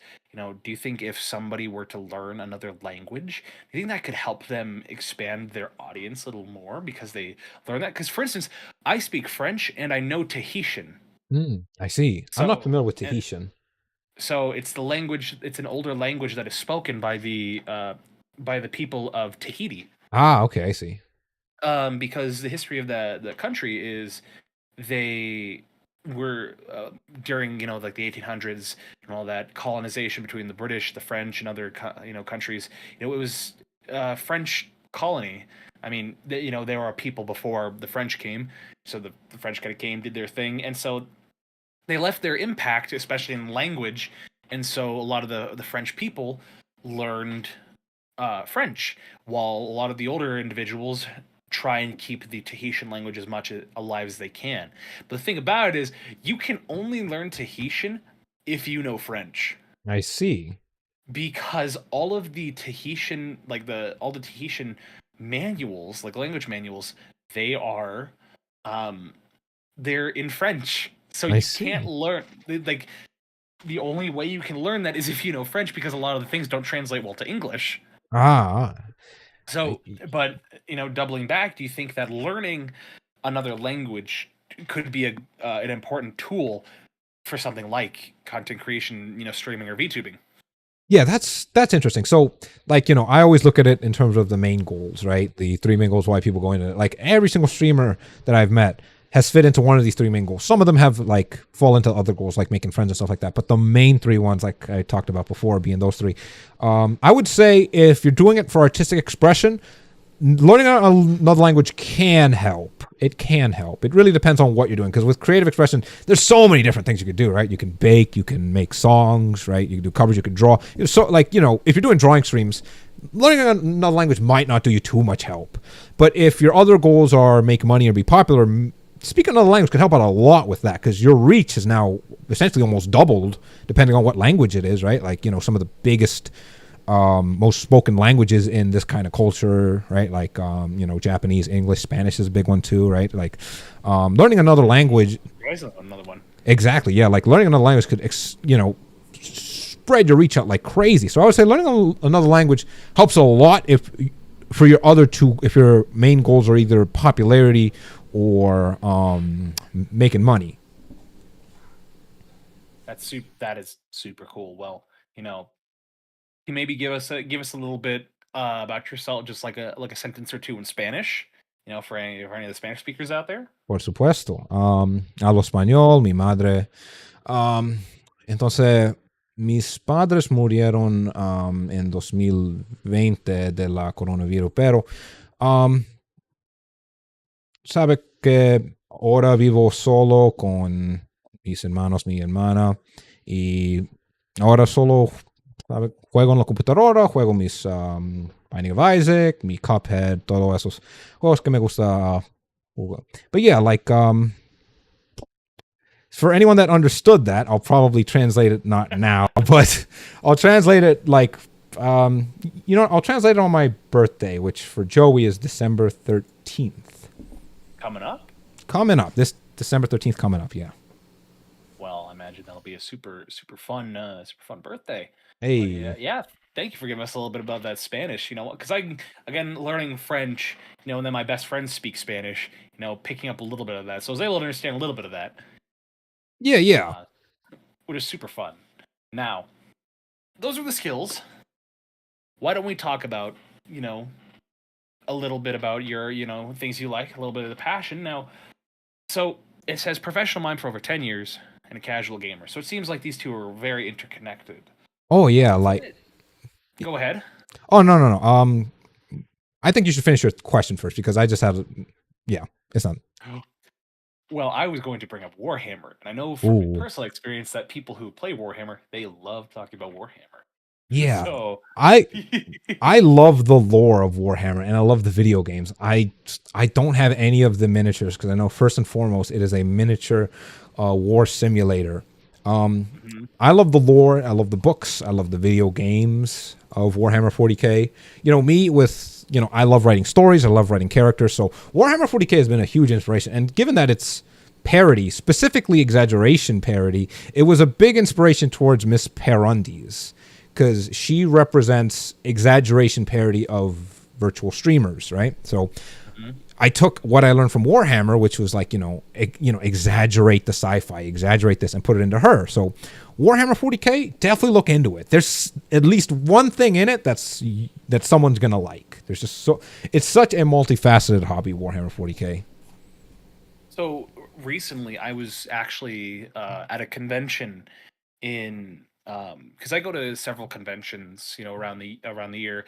Because I'm in the Mountain Standard Time area, Mm-hmm. and so I bounce back and forth between Seattle with PAX, San Diego with Comic Con, Las Vegas with their TwitchCon and Level Up, and most recently Salt Lake City with their FanX.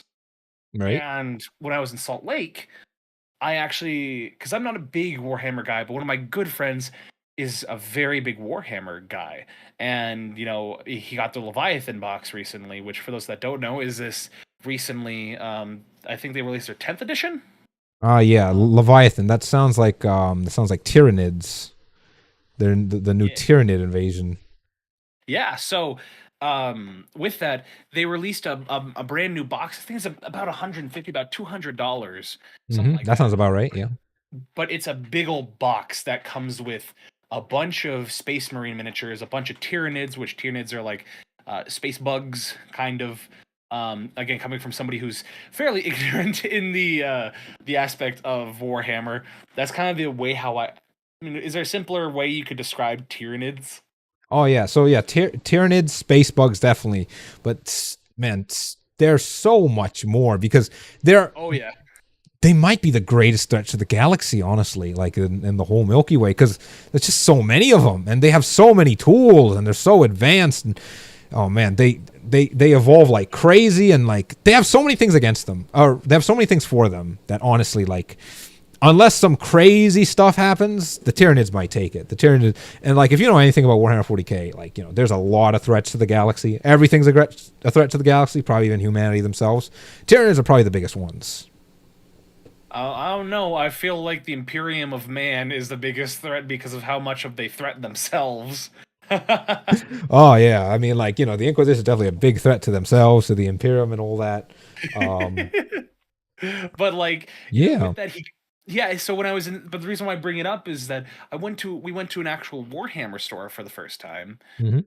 or I did rather, and it's so interesting because you can walk into any Warhammer store, and they will give you a free little miniature to build there, and they'll teach you how to paint. I see. I did that for the first time. And let me tell you something. I can never spend as much money as my friend does on Warhammer. It just doesn't appeal to me in buying all of that when I could just bum off him and be like, "Hey, can I come over and just build miniatures and paint them with you?" And he'll be like, "Yeah, sure." Because apparently, a lot of people who are into miniatures, if you just say, "Hey, can I come over and do this with you?" they would gladly let you do that. Oh yeah, I can totally imagine, because like painting is like half the fun, like who doesn't love painting little miniatures? Yeah, because let's see, I have my miniature on my shelf behind me, and I think I'll take a picture of that. I'll actually take a picture of that and put that in the Discord, which I should get that link for a little bit later. But if anybody wants to see that, I'm not the best artist, I'm not the best painter, but I had so much fun building that in store and then painting it. Because let me tell you something, it's not as difficult as you think. And I say that because the way they teach it is so helpful. Because what is it? There was a specific type of, it's not primer. So the primer is the first step, painting is the second, and I think it's the last, it's like a staining or something like that. But it's the third step in the process that takes it from like basic paint to suddenly it's magic. I don't know what it's called for the life of me. Let me But it's see. like, Could be highlighting. uh, don't know if it's highlighting. Is it putting the little stickers on the pauldrons, the little vinyl stickers? No, so it's a specific I think it's like wet painting or something like that. Oh, wet washing. Wet washing, that's what it is. Yes. Or you take a little bit of the paint, you take like a little bit of black paint, Just or like whatever paint dunk you it need all to over the thing, and then you dry it off, and then you get you get little occlusions. So in traditional art and digital art, you call them occlusions, where like the little corners are very very dark. Yeah, like it's super.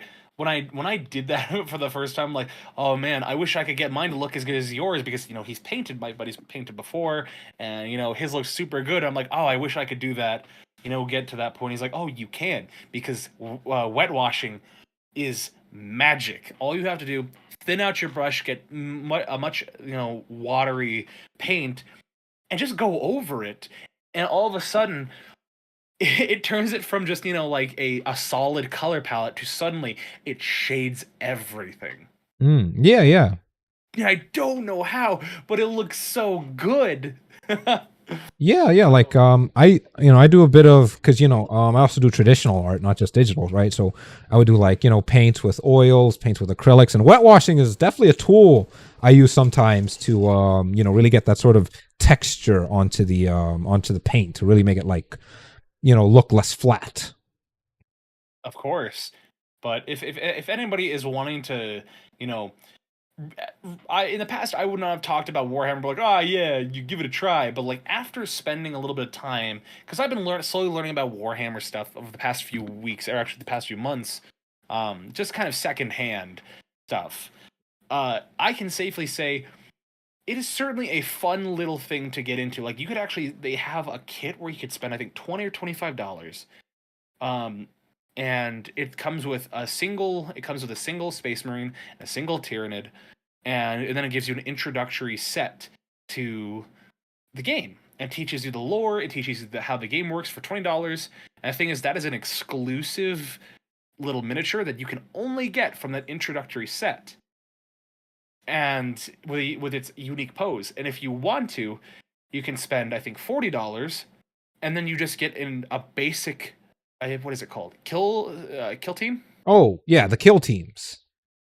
You get a basic kill team thing where you'll get I think 5 Space Marines and 5 Tyranids. It'll supply you with the paints, and suddenly you have a battle ready set for $40, complete with unique miniatures, and the paints you need, which is surprisingly super affordable for a game like that, because like it just reminds me of Magic the Gathering and Yu-Gi-Oh. I play a lot of Yu-Gi-Oh. Oh yeah, same. Magic the Gathering recently. It's like it's really hard in person to get into the game with a lot of the starter stuff. Right. So it's a breath of fresh air to see something like Citadel offering these affordable options for getting into the game. Right. I mean, like, with Yu-Gi-Oh, you still get like the starter decks and stuff like that. I mean, Oh, yeah. you might not be able to play that competitively with starter decks. Well, unless you buy like 3 of them. It depends on the starter deck. I remember when ABCs came out, they were kind of competitive if you had like 3 ABC decks. Oh my goodness, that is old school. I love that. I mean, Oh yeah. that's the thing. ABC XYZ is still a viable thing in today's meta, surprisingly. Yeah. Yeah. But I mean, with that should be a whole other discussion because I don't want to talk about Yu-Gi-Oh. I will get on that. Interview with the Mime. I thought the day Mime was long. 100% silent. Only when I'm at work, I'm 100% silent. Audio suddenly cut out. Nope. Sorry about that. It's all good. So you were saying? Yeah, so let me see here. I got a couple cool stuff in the works in terms of Yu-Gi-Oh. I'm planning this because I want to do a gaming challenge, right? Because I noticed a lot of streamers do like, speed runs and things like that. So I thought, well, what's going to be my challenge, my speed run? And I came up with it. I'm not sure if I've ever seen this before, so correct me if you've seen this before, but my challenge, I call it the Pharaoh's Challenge, right? The Pharaoh's Challenge. And this challenge, I'm going to play all of the Yu-Gi-Oh games that play standard Yu-Gi-Oh, right? So no like Reshef of Destruction, no Duels for the Rose, but all of the Yu-Gi-Oh games that play standard format, but I'm not going to lose a single duel. And if I lose a duel, I start over from the first game. I don't think I've seen something like that. That is, jeez. Yeah, so like we're starting with like Yeah, there's like I numbered them all. I'm prepping for the challenge right now. I'm gonna do it on stream, of course, so there's no cheating. So it starts with like I think it's Eternal Duelist Soul, and you have like Yu-Gi-Oh! World Champions 2004. You got all the World Champion games, right? There's like 30 games, 30 to 33 games I gotta beat. All the Tag Force games, all the World Champion games, right? Like all the games up to current that use standard dueling format and do all the games, not lose a single duel, and I'm gonna do that on stream, and I'm prepping for it right now. Best of luck to you, sir. You have my full respect. You can't see, but I am saluting you right now because as somebody who's been playing Yu-Gi-Oh for so long, especially the electronic games as well. Thank you. Thanks for the good luck. Appreciate it. Holy cow! Those bots, those AI, The AI bots. awful. They are. In terms of they just really somehow can break the rules of the game. So for practicing, right? I have played the first 3 games by myself off stream, and I managed to beat the first 3 games without losing a duel, right? Mm-hmm. But let me tell you, there's one thing I know, because like when you're playing a challenge like this, you play it a bit differently than you're just playing like casual Yu-Gi-Oh on stream or like a casual Yu-Gi-Oh game on stream. Because when you're playing casually, like, you know, if you lose a duel, that sucks, but it's not like do 10, 30 games sucks, right? There's one thing I noticed that really scared the hell out of me, and that's Exodia decks. The first 3 games, there's at least one guy that runs Exodia, and every time they do, I'm like, this is it, and I have to duel them to advance. I have to duel them multiple times. I have to duel them like, you know, because like in the first 3 games, they have this tier system where you beat the first tier of guys, you have to beat them like 5 or 10 times, then you beat the next tier of guys 5 or 10 times, and then yada, yada, yada. There's always going to be one Exodia dueler in there. And every time I duel him, I'm like, this is it. No more. I've lost. He drew 3 pieces. He searched for him with his Sangan and his Witch of the Black Forest. It's over. So I really top deck against Exodia whenever I duel him. At least I get to choose who I duel mostly, right? So 30 games got to go through. Who knows how many Exodia players I have to go through, because every game has at least one Exodia player for some reason. But yeah, I'm prepping for that, and I'm really excited. If I manage to beat it, that will be Joey's like that will be my mark on the gaming community, because, you know, people have their speed runs, people have their challenges. This is my challenge. This is the one I'm going to try and beat. Magnum opus. My magnum opus in terms of a gamer, in terms of gaming. That would be it. Oh my goodness. Well, I can only imagine how difficult that'll be, especially like because recently. Well, so actually, are you using the decks it gives you, or are you creating your own? So that depends. So actually, the first 2 games are kind of easy because they allow you to put in the cheat codes. Well, not the cheat codes, but you know how every Yu-Gi-Oh card has like that number at the bottom, right? It has like those 8 or 9 digits. Those games allow you. The first 2 games allow you to put in those codes because they, incentivize you to buy the physical cards, right? The cards supplement the game. They only allow you to put 1 copy of each card. So I can make a pretty high level top deck in the first 2 games because I can stack my deck with like, Swords of Revealing Light, Raigeki, Sangan, Witch of the Black Forest, Vorse Raider, Dark Elf, all the strong high cards. Only 1 copy of each, so there's still some farming. And that still doesn't entirely prevent me from getting Exodia'd. But the 3rd game, there is no code. So the 3rd game, I'm going to have to beat Tristan Taylor like 50 times in order to farm for all the cards I need to like properly top deck, right? So that's been my experience so far, and that's just me testing. I haven't started the Pharaoh's challenge. That's just me testing, see if it's even possible.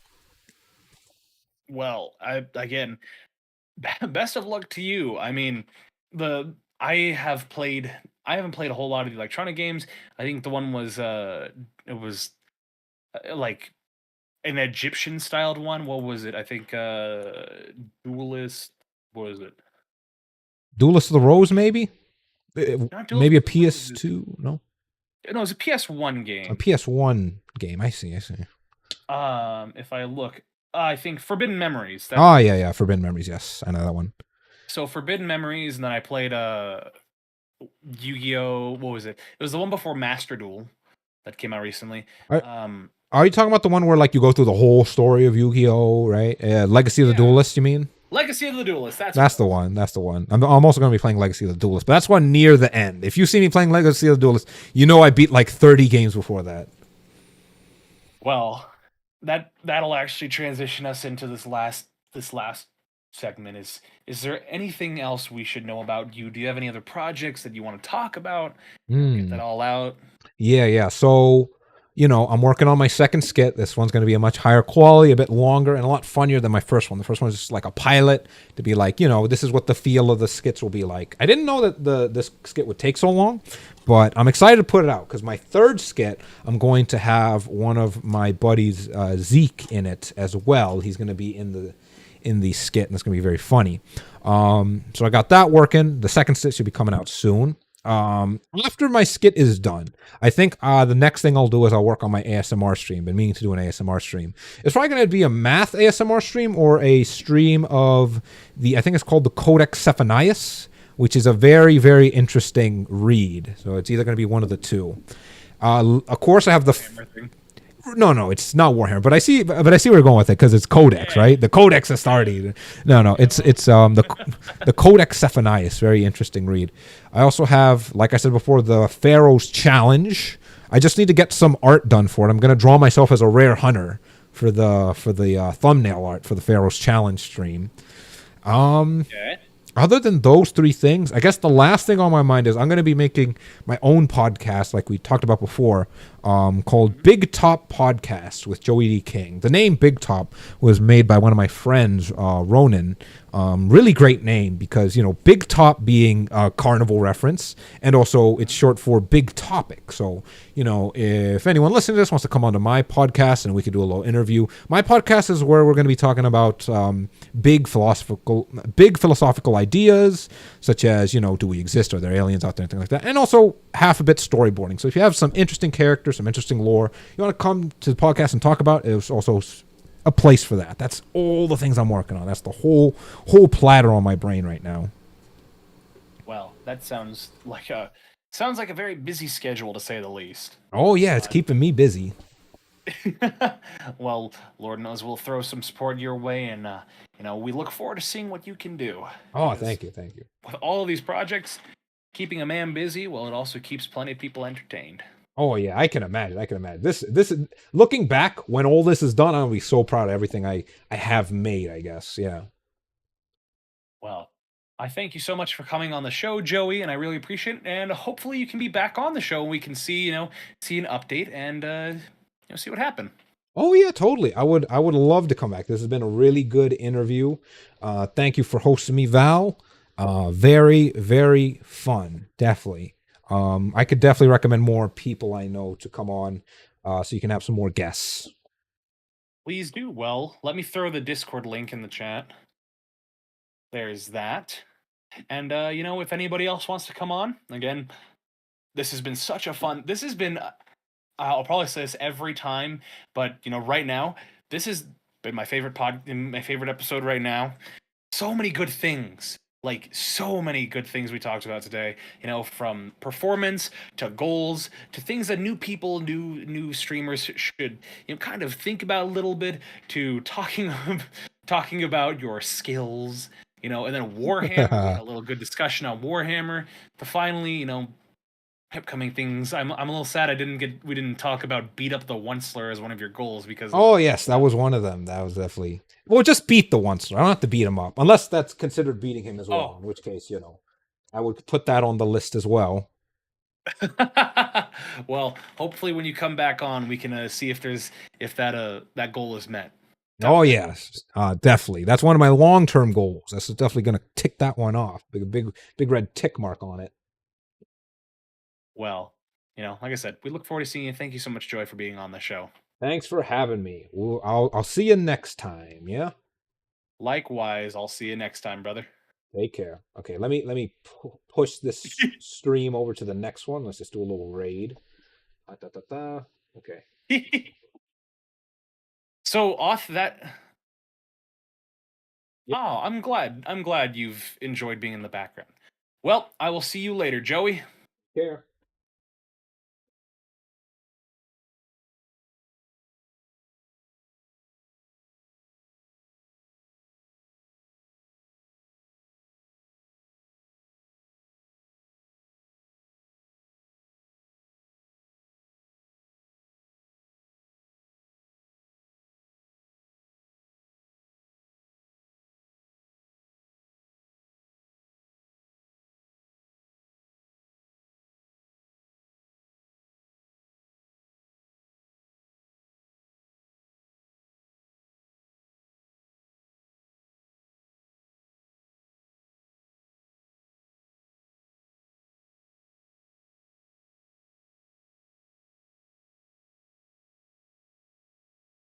I want to see something idiotically random I just found. Well, I'm moving the meteor shower over in 10 seconds, but if you do it real quick, I'll check it out.